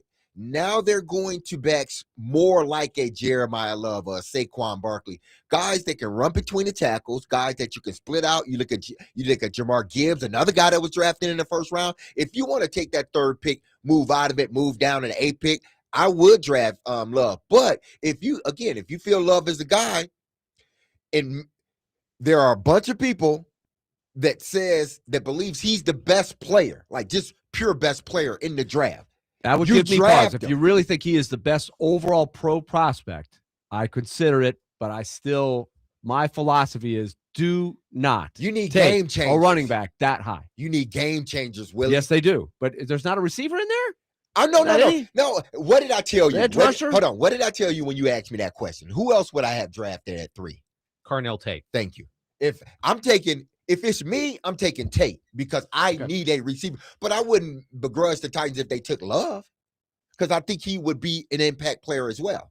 One texter says, "Dear dummy, the Giants and Raiders play. First of all, rude. Second of all, I know." Weston Hermitage says, "Maybe I'm stupid, but how are the Raiders picking ahead of us if we have the same record and they won the head-to-head? Am I missing something?" Yes. The tiebreaker for draft order is opponent strength of schedule. The Titans have played a harder schedule than the Las Vegas Raiders and New York Giants at the moment. So it works in reverse. Yes. Like the weaker schedule benefits, because you're like, you played a bad schedule and you still lost. So Correct. we're gonna give you the first pick. Yes. You need the first pick. The head-to-head doesn't come into play unless there are like 4 or 5 other tiebreakers. Yes. Okay, so here is me, right, in the tankathon. The Predators will fly a charter plane, and on a Sunday, if they can get it, if we fly on a Sunday, they will have the games available. Slight problem. It's like a New York-based plane, whatever you get, whatever they're showing in New York. So who do we get every time we get on there? The Giants and the Jets. Scintillating football for your ride. Like, can't get any other game. So I find myself going, let's go Giants. Here we go. Like, and of course they're just getting clocked. They lost to Marcus Mariota and the Commanders last week. It was not close. They bad. Let's go to Dan on our phone line. Dan, thank you for calling. Go ahead. You are most welcome, and I will not call you dummies. That's awfully rude. But I will say you're outside your mind. That's all I'm going to say. When you pick a running back at 3, and I'm a huge Oregon Ducks fan, and so I've seen a lot of Ducks games, and I think the best pick at 3 is a tight end named Kenyon Sadiq. The guy is a freaking beast. That's all I have for you. Thank you, Dan. Thank you. We're going to learn all these guys all too well. We'll learn them. We're getting to that. We're getting to that point. Look, We've held off as well as we can. I saw a post from Dane Brugler of The Athletic, who puts together the Beast, the huge NFL draft guide every year. And I saw him tweet about Reuben Bain Jr., the edge rusher, the pass rusher out of Miami. And he was talking about teams aren't so sure about him because his arms are short. I'm like, oh, God, it's that season again. Hand size. Where I have to care about the length size. of some dude's arms and hands. I'm just like, oh, God. Oh, God, I don't like it. I don't like it. One texter says, then there is no way to pick third if we lose it. I guess that's the guy who called me a dummy. Wes says, that's stupid. I feel like a head-to-head means more than strength of schedule, but hey, I'm not part of this stupid committee. So But you're comparing several teams. You're not just comparing two. Right. And even in this, I understand where it gets confusing, but I also think it's right that head-to-head doesn't come into this when you're trying to do the tankathon. 615-737-1025. We'll take your thoughts on it. Look, it was just a random thought that popped into my head. I am not advocating for the Titans to draft Jeremiah Love with the number 3 pick, but it just came to mind. That's all. 615-737-1025. 1025. Elliotte Friedman, Sportsnet NHL insider, will join us coming up next. We'll talk Predators and NHL with our friend Elliotte Friedman. The NHL's holiday roster freeze is, I believe, tomorrow. So could we see any trades between now and then? We'll ask Elliotte that and more coming up next. 615-737-1025. We are presented by Bax Homeworks. Financing options are available to make your remodel easier than you think with Bax Homeworks. Get a free estimate now at baxhomeworks.com.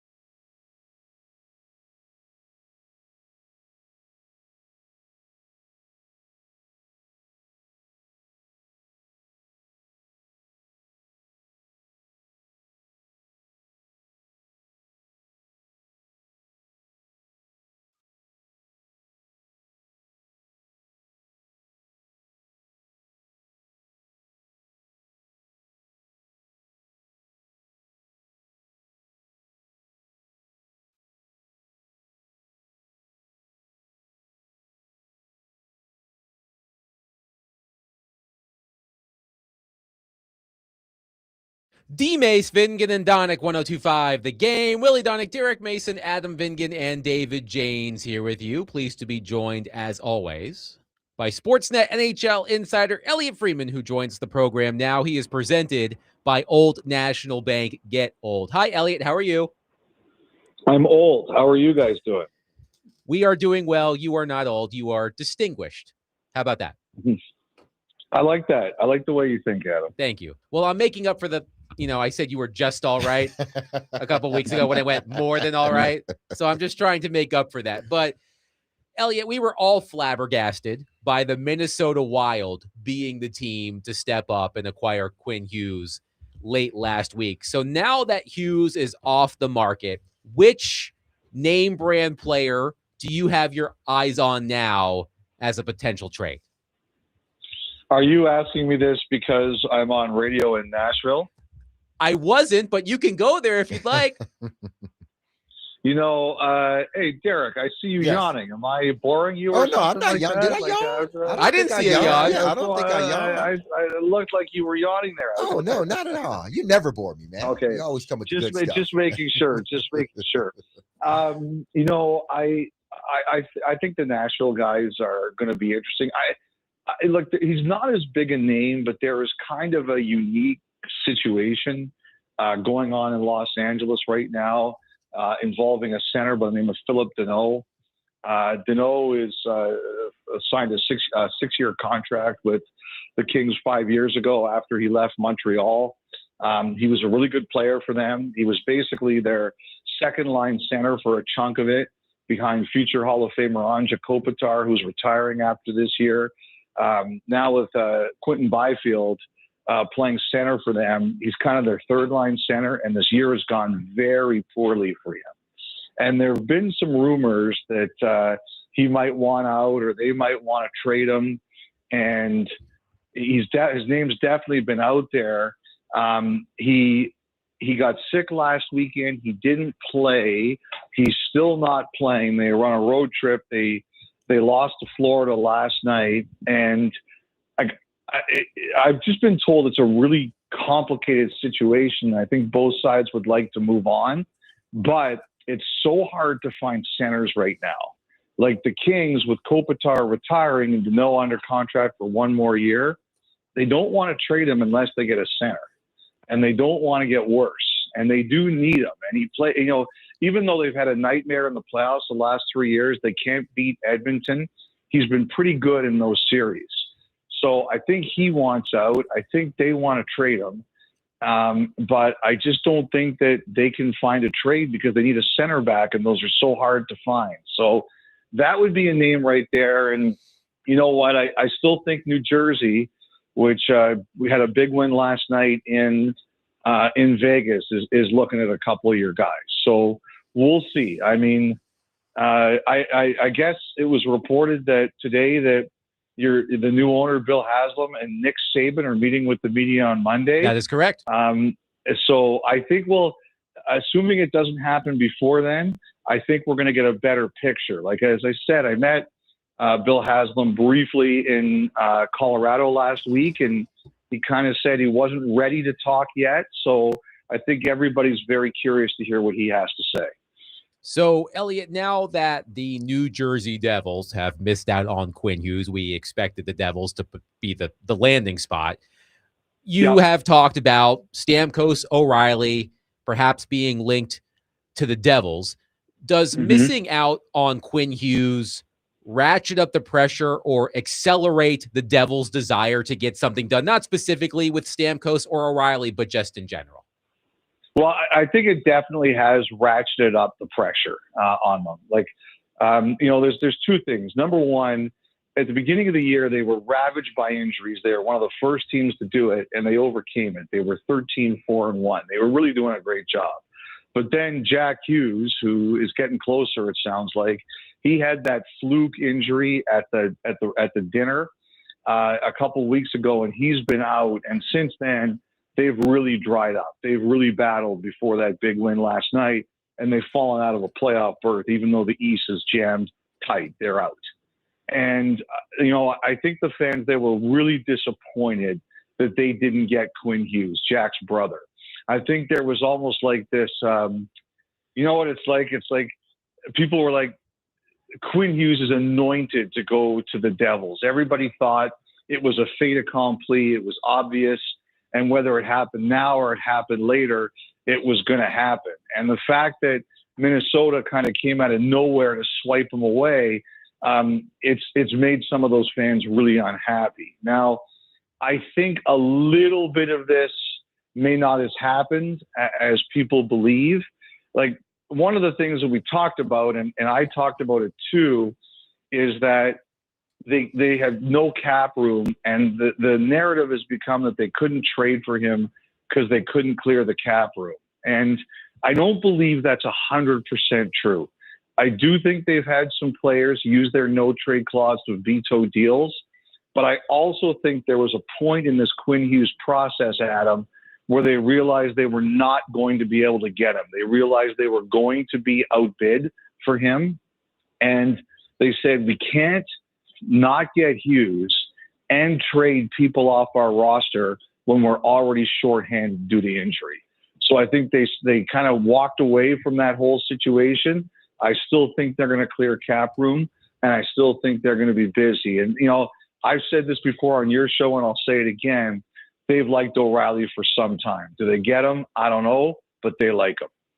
Elliotte Friedman of Sportsnet is with us. Elliotte, the Predators lost a tough one last night to the Carolina Hurricanes, but before that loss, Nashville had won 7 of 10. And it got me wondering, and I'm going to ask you this question. Have you gotten any sense that Barry Trotz's mindset has changed at all with the Predators winning more consistently as of late? No, I don't think it's changed a ton. I think they recognize that the group has to get a little bit younger and have some fresh blood. I think they're really happy to see that they've been more competitive. The fans pay hard-earned money for those tickets. You want to give them a good show. You want to give them some wins. And lately they have done that, including Stamkos's very impressive 4-goal game. But I mean, you still look up, and I check the standings. They're still 7 points out of the playoffs. It's a big challenge. They got to leap over a lot of teams. And I just think that even if they were charging up the standings, they would look at it and say they still need new blood, fresh blood, some new energy. So I really do feel that he will continue to be committed to that.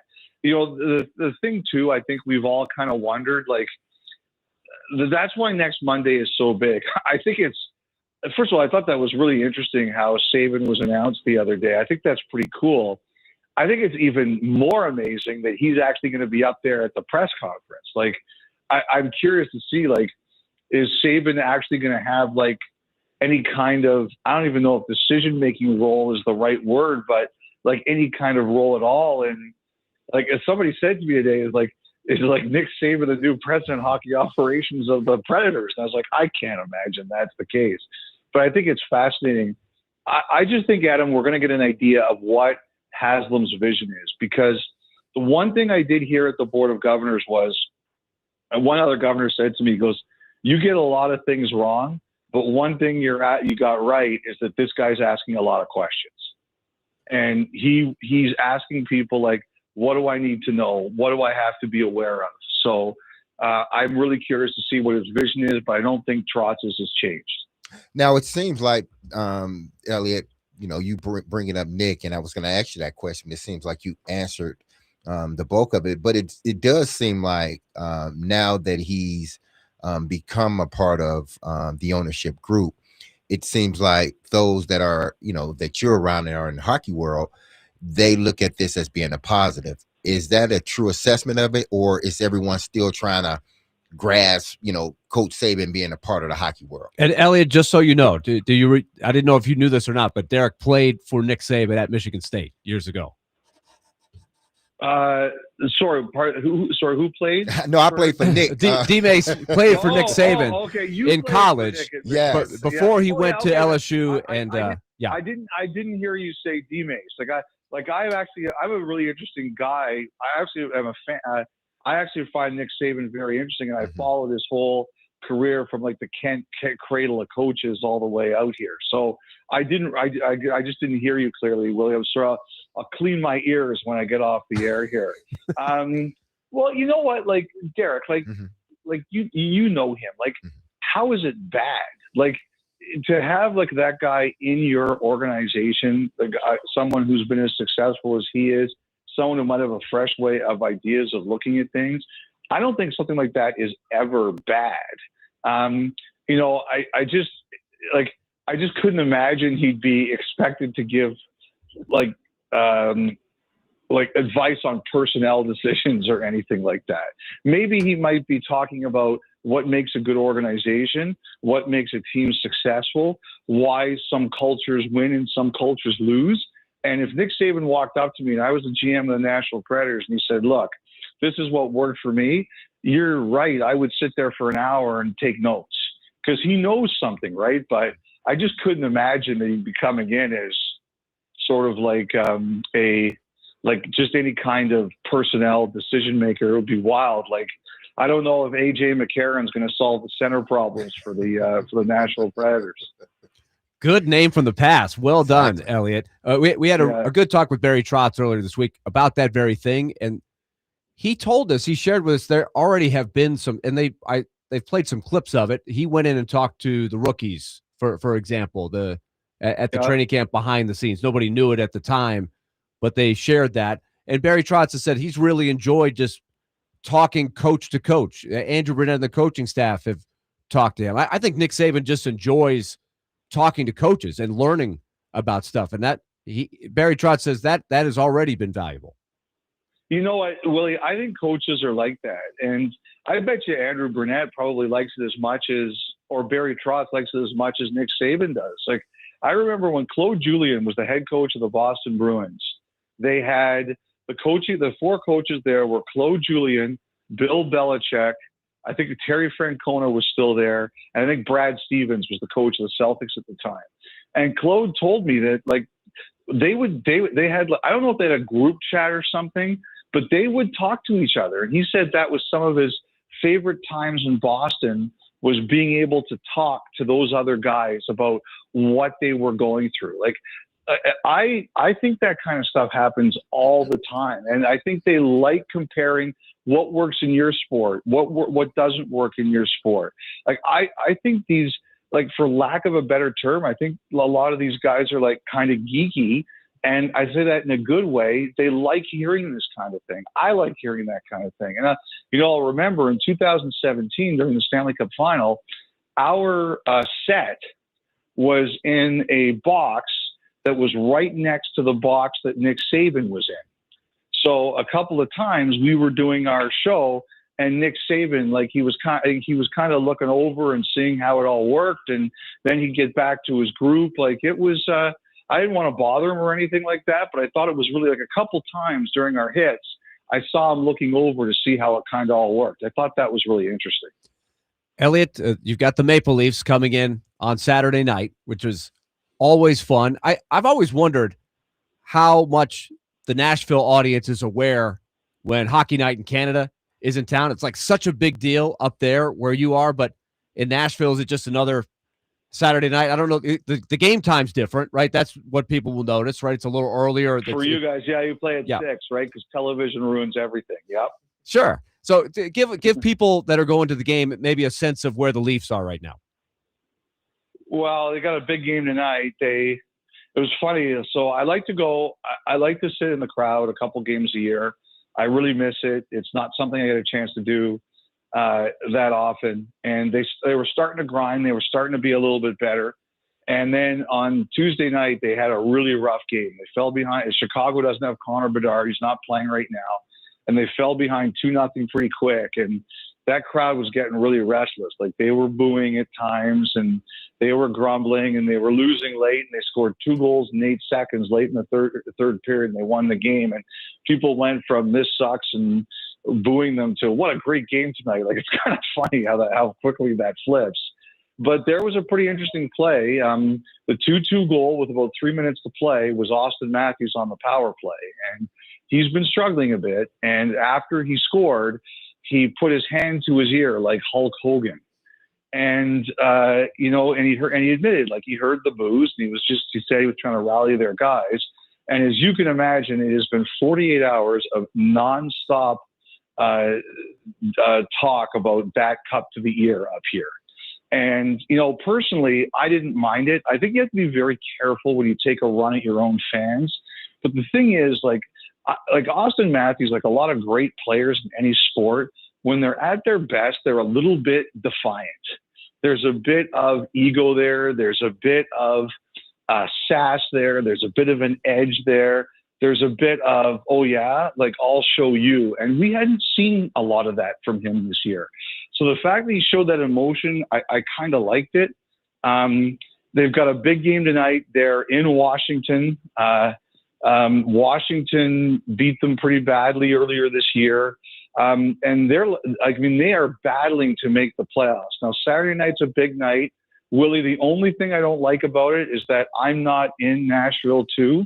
Like, my broadcast partner, Kyle, is the ringside reporter for the game, and he's flying there tomorrow morning. And I already told him how jealous I am of him that he gets a weekend in Nashville.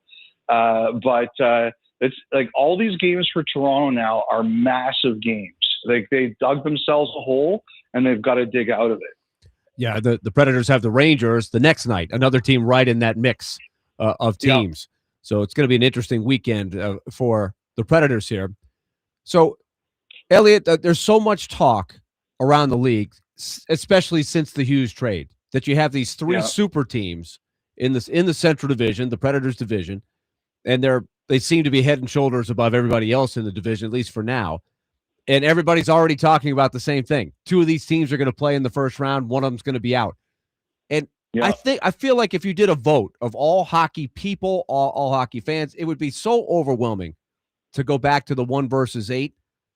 You've talked about this before, but why do you think the commissioner is so defiant about that particular thing? I wish I had a good answer. I think some of it is stubbornness. I really do. I do think that's a thing. I know that years ago, I always do wonder too if TV plays a factor. And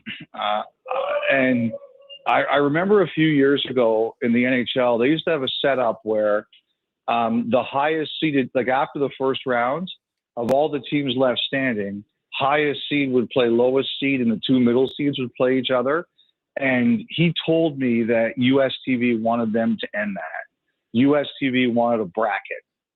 So I know there have been times they have made decisions for that kind of reason. I think there a little bit is like, I do think some of it is, hey, we want to create rivalries, and the best way to do it is this way.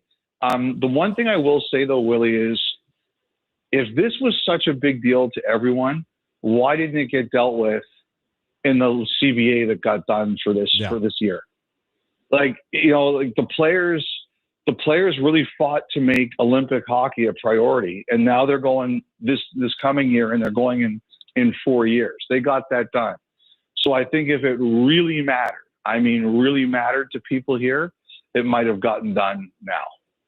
Elliotte, before we let you go, because we won't talk to you next Thursday because, of course, it's Christmas. So I think the next time we're going to talk to you is after Team Canada announces its roster for the Olympics. So I am going to ask you to look into your crystal ball and tell me what the most controversial roster decision that Team Canada is going to make that is going to absorb a lot of your time on Sportsnet, on your podcast, when this announcement is made on New Year's Eve. If Bedard makes it or doesn't. That's over the goalie, huh? I say this because the Predators just had a huge game against Bennington, and we were talking about that. I'll tell you this, like, Willie, Jordan Bennington could have a save percentage of 200. And it's moving that direction, Yeah, I know. I'd still put him on the team. Like, last year, he played the game of his life on the stage of his life to win. Now, is he going to end up being the starter? Is he going to end up playing the big games? No, I don't know that. That's still to be determined. But Willie, if I was running that team, he would be on Team Canada because of that game last year, and I think that will happen. I actually think Macklin Celebrini, who plays for San Jose, I think he's a lock. I think he's going to be on this team.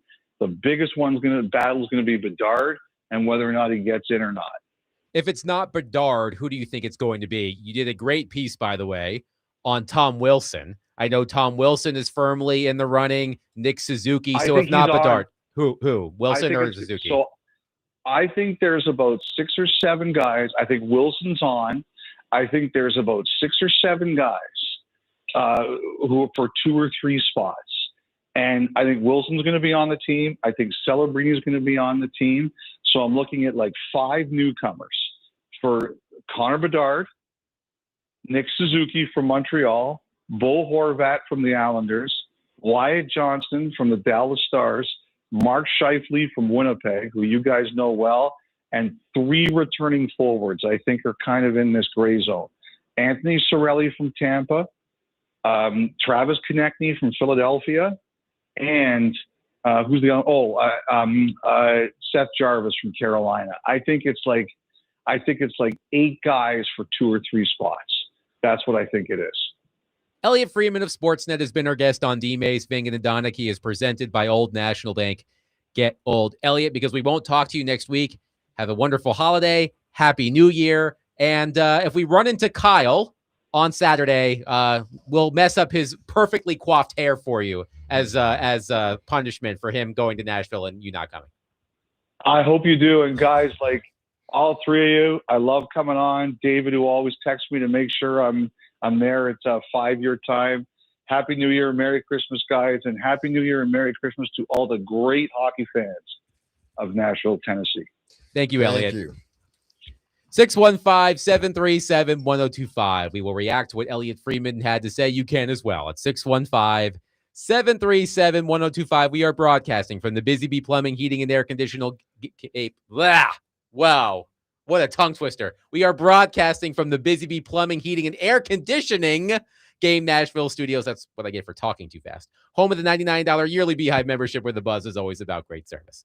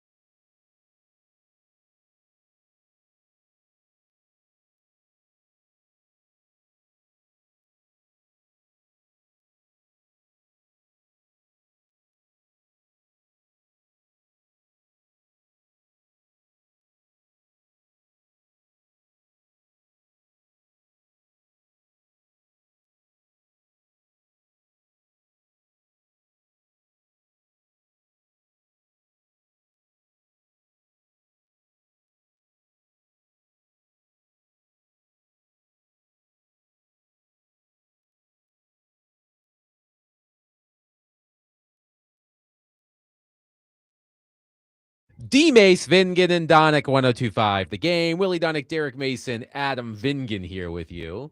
Always a pleasure to talk to Elliotte Friedman. And it's a shame that Elliotte won't be in Nashville on Saturday when the Maple Leafs are in town to take on the Predators on Hockey Night in Canada.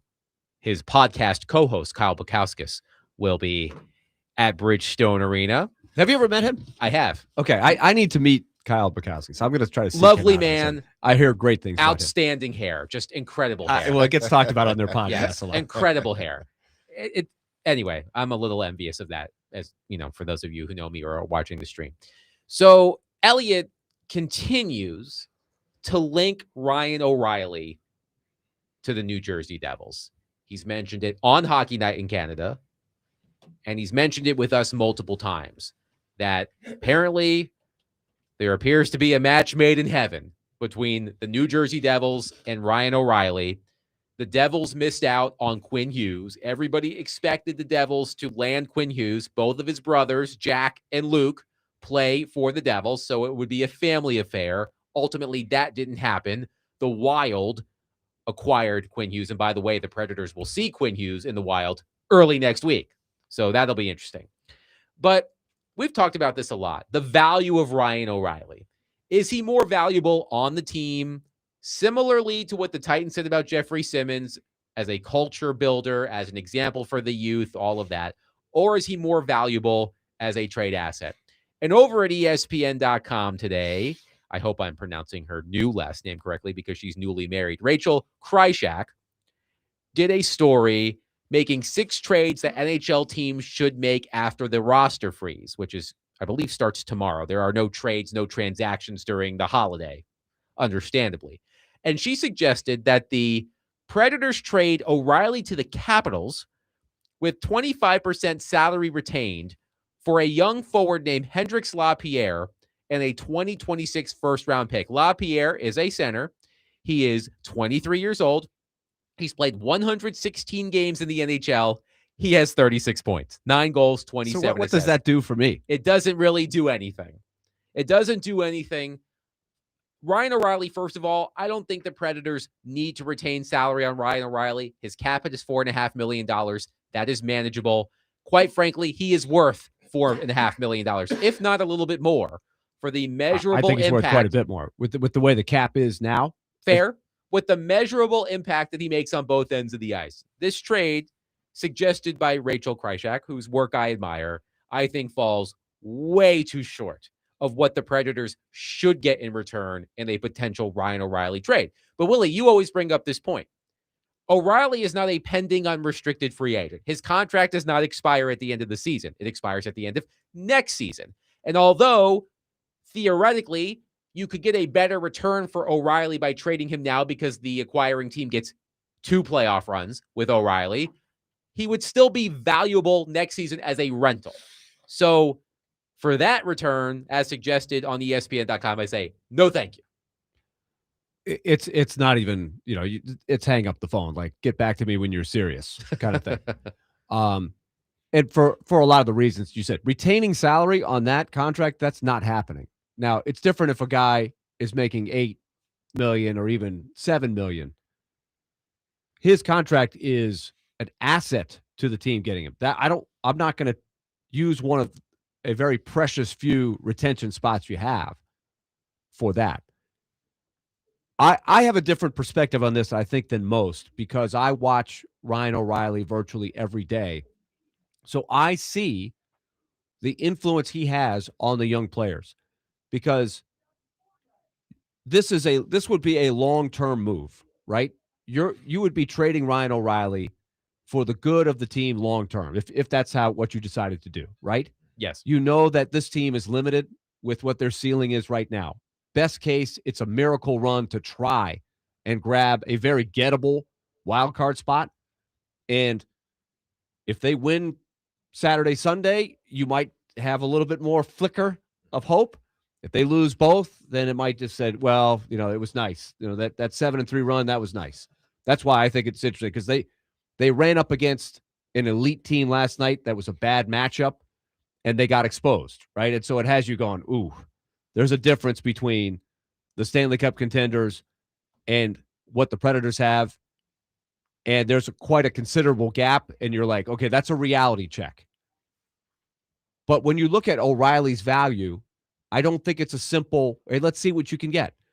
Because he is good off the ice for every young player in their development. The development of the young players. D-Mace, you talk about this a lot. You ask this question. How do you develop young players at the top level? You're not in the minors. You're trying to develop young players at the very best level in the world. One of the things you do is you put them around guys like Ryan O'Reilly. And also when Ryan O'Reilly is playing with a Luke Evangelista, he's making Luke Evangelista a better player. He's bringing out the best in Luke Evangelista. If you took Ryan O'Reilly away, your centers would then be Fedor Svechkov, Eric Halla, Michael McCarron, and question mark, probably somebody from the AHL. Think about what that does to Luke Evangelista. And then the domino effect. What does it do to Fedor Svechkov, who would be in way over his head? Everybody's moving up. So the glue that you have with O'Reilly, there's a domino effect all the way down. That affects the big picture. It doesn't just affect, can this team make the playoffs? It's way, way bigger than that. So that's, to me, is why you can be as patient as you want, and you can go for the king's ransom. And then you can walk away if you don't get it, because there is still a huge value in keeping Ryan O'Reilly here, who, by the way, I don't think he is dying to get out of here in the least. It'd be one thing if he was going to Barry Trotz and say, hey, Barry, look, let's be real. We're not going anywhere. Trade me to a contender. That's not what Ryan O'Reilly's doing right now. Ryan O'Reilly is still one of the few, like, the whole fan base could be voting going, hey, let's tank it, man. Let's go for the high draft pick. Ryan O'Reilly would be the last guy in the corner going, no, we can still make it. We can still do it. And that means something, right? We talk about winning culture and things like that. So that, to me, is the central question with him. A mutual friend of ours, Willie, sent me a text the other day, which I am trying to locate right now. And with the new, iOS, whatever this is, it makes it very hard to find new text. I want to read directly from our mutual friend, Jacob Underwood, who works on your broadcast. No, I was on the text chain. Well, no. I know exactly what you're going to say, unless he's got a side text going with you. Yes. He's texting behind my back. Exactly. Is that what's happening? Is this like Willie's crazy text line? What's wrong with Willie? This is what Just what Willie just said to me. Yeah. This is different from the text we exchanged earlier as a group. And I think Jacob makes a good point. So shout out to our friend Jacob. Jacob said this, quote, the tenure of Barry Trotz will be defined by what he does with Ryan O'Reilly. Your absolute ceiling over the next 2 seasons is to simply make the playoffs and get eliminated in the first round. If you hold on to Ryan because you value making the playoffs more than the future potential of a better roster, ... That was Jacob's point. Yeah, and he sent a similar text to me. We've had this discussion, believe me. Yes. And so I think that discounts the residual that I've been talking about. What does it do for Reed Schaefer? What does it do for Matt Wood? What does it do for Luke Evangelista, Fedor Svechkov? And then there's about 6 other guys that I think might get a taste of it while Ryan O'Reilly is still on the team. And this is all with the idea that next year he will be in the final year of his contract. And you can I still think you could get top value because of how hard it is to find centers. And I'm not saying he's on the no trade list. I'm just saying you have a chance to swing for the home run and you accept nothing less because there is a huge value in keeping him around. I understand your point, and I haven't been around Ryan O'Reilly as much because he got here after I stopped covering the team every day. But my interactions with him have always been pleasant. I can tell how much respect his teammates have for him. And I understand what you're saying. And Derek, I'm sure there are countless examples of veteran players in your playing career who played the same role for you as O'Reilly is playing for the Predators. But again, it just comes down to which is more valuable.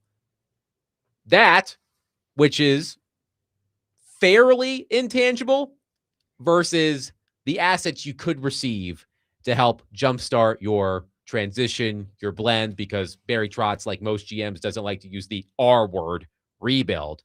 it's a fascinating conversation and one we are going to continue to have. I believe it's tomorrow night. NHL teams cannot make trades or any sort of transactions for about a week because of the holiday. And So he's not getting traded no. by them. Well, here's an interesting thing. That doesn't have anything to do with O'Reilly, but the double retention trades. There's now a 75-day waiting period.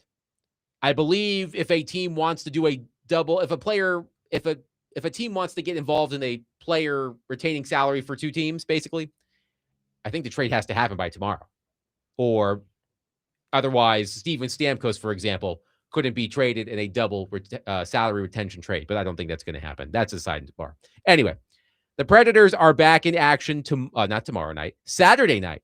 Isn't it weird to have 2 days without a game? Yes, Saturday night at Bridgestone Arena against the Toronto Maple Leafs. Hockey night in Canada, a 6 p.m. Central puck drop, 5 p.m. pregame, right here on 1025 The Game. 615-737-1025. We'll take your thoughts on the Predators, Cam Ward and the Titans, the college football playoff. We've covered it all today, and we'll wrap up the show coming up next. 615-737-1025. Willie Dunnick, Derek Mason, Adam Vingan, 1025 The Game.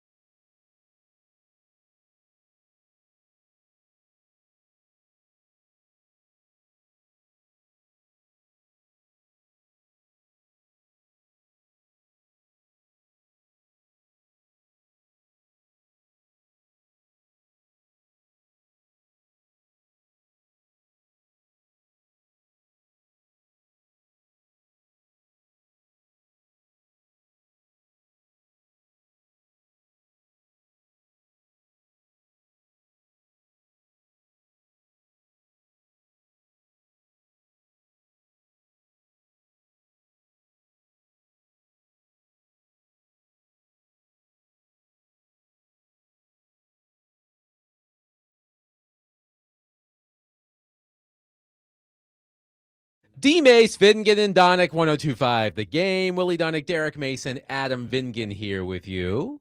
Tomorrow on the program, Scott Ramsey, president and CEO of the Music City Bowl, will join us at 3:40 to talk about the matchup between Tennessee and Illinois. We also have one more pair of Music City Bowl tickets to give away, so be listening for that. Chad Withrow from Hot Mike with Hutton and Withrow will also join us in the 4 o'clock hour tomorrow. But I want to end the show by giving a shout out. I want to give a shout out to Nolan McGill. You've never heard of Nolan McGill, but you may have seen him on social media. Nolan McGill is a young man in elementary school, Rivermont Elementary School to be exact, in Chattanooga. And young Nolan has gone viral for refusing to sing Rocky Top during his school's Christmas performance on Wednesday. He is a Georgia fan. And his mother took this hilarious TikTok of her son. You know, think back, you've all been to your children's Christmas pageants. They're cute, right? So these young kids are on stage and they're singing Rocky Top, and young Nolan is wearing a red polo. I can't tell if it's a Georgia polo or not, but he's sitting in the back while his classmates are singing Rocky Top. He's got his arms folded with a scowl on his face, just shaking his head no. He wouldn't even do it for his own elementary school Christmas pageant. And I have to say, you go, Nolan McGill. You don't sacrifice your principles for anybody, not even your classmates or your school pageant. You go. I want, if my son, if Arlo's in elementary school, and for some reason their class decides to sing the North Carolina fight song, I want Arlo to do the same damn thing. I'm proud of you, Nolan. Your parents should be proud of you. I'm proud of you. I don't even know you. Good for you, kid. Good for you. So where do you draw the line? Where do you draw the line? On what? Well, participation, right? You don't participate in something like that. No. Right? No, you don't. Little That's Derek, right, yeah. little Derek would not do that. I side with that, Yes. but I feel like, it's the slippery slope. Somewhere the music teacher's got to go, man, we've got it. This is music class. Hey, Like, I guess it's her fault or his fault for, I don't know who the teacher is, but selecting that song, which is, I guess, divisive in this case. so. Is he the only guy? He was the only one, at least in the shot. Like, he stood you're on telling me business. every single other person in the class is a Tennessee? Well, you know how sometimes, some people are shy. Look, like I've seen videos of my son at school when his classmates are singing and he's just kind of standing there a little shy. He's not singing. Sure. There's always those But kids. he was, this kid, this He was young defiant. Nolan, he was defiant is the perfect word. He was defiant. In his mind, he going, hell no, I'm not singing that song. Stand on business. Hell little no. man. Stand on business. I will always remember this. ESPNU, when ESPNU first came out, they had this outstanding ad campaign called Never Graduate. And the commercial starts with this dad in the garage making something out of paper mache. And he's taking all of these newspaper clippings of games where North Carolina beat Duke, and he's just laying them on whatever it is. The commercial cuts to his son at his birthday party whacking a Tar Heel piñata, and the camera slowly pans to his dad wearing a Duke sweatshirt going, yeah, get him. And I was like, that was my upbringing, and that's going to be my son's upbringing too. These allegiances, they die hard. Look, Nolan McGill, you are an inspiration to every little kid out there. You are an inspiration to fans everywhere. You never, ever sacrifice your morals because your elementary school teacher wants you to sing Rocky Top. No, you don't do that. Okay. So let's say I'm the music teacher. I see Nolan. I say, hey, Nolan, I'm a sports fan. I respect that. The next song is going to be a solo for you. You tell me what song you want to sing. Maybe, how do you feel about that? Maybe this is a Georgia song. Exactly. It could be a Georgia song. Jackson says, Georgia on my mind. Ray Charles. There we go. Jackson says, why is the music teacher having them sing Rocky Top? Not everyone is a UT fan. That's the teacher's fault. Go okay, Nolan. I'm okay with that. I think that's a fair Absolutely. take. My man stood on business. I like that. He shook his head, was like, nope. Nope. He wanted everybody in the crowd to know, nope, I'm not singing. No. Good for him. I think it would have really brought the house down if he came back the next song. He should have worn the rest Georgia of the class shirt. just kind of backs him up, just hums along with Ray Charles, and he sings Georgia on my mind. Georgia. I just like, look, I get it. I admire it. I admire it. I think all sports fans, it doesn't matter if your teacher's like, hey, Nolan, I know that you're a Georgia fan. Maybe the teacher doesn't know, but we're going to sing Rocky Top. And Nolan says, hell no. I hope he didn't say that because he's an elementary school student. I wonder if he just didn't say anything until it was time to perform, and he said, all right, here we go. It just put the red shirt on and just crossed the arms. Nolan looks like the guy that when they were practicing, he wouldn't sing. He just stood back there, and they knew it. They knew it. The class, I'm sure, knew it. They knew Nolan wasn't gonna sing. Stand on business, Nolan. No, you should have wore a Georgia shirt. You would want your son in the same situation. Absolutely. If there's no way Mahoney Donnick was singing Rocky Top. I would tell the teacher, we singing a Michigan. No, my son ain't singing that, or my daughter. What would that conversation be like if young Mahoney sang Rocky Top and actually sang it? What would the car ride home be like for Willie Donnick? Oh, it just wouldn't happen. It's impossible. It couldn't even come out of his. You can't even imagine a hypothetical. No, it just couldn't. You can't even imagine a hypothetical. See, no. Nolan, good for you, kid. Good for you. There was a time when Vanderbilt was a little down. Wasn't that long ago. 2 years Jerry ago. Stackhouse. 2 years ago. Football team dipped a little bit there. Yes. And he yelled at me one time. Mahoney's like, why did you make me a Vanderbilt fan? What did you say? You couldn't say. I said it's going to turn. The worm's going to turn. You got to hang in it. I'm toughening you up. The stories the highs will be higher. The stories that you can share. And then here we are. Look where you're at. Look at that. The stories that you can share about your fandom. We all have them. I'll always remember, this had to be more than 20 years ago at this point. Duke was playing a game against Virginia Tech when Virginia Tech first entered the ACC. Duke was, if I'm not mistaken, the #1 team in the country. And Virginia Tech had a 1-point lead with seconds left. And I didn't want to see it. I didn't want to watch them lose. I wanted to leave the room.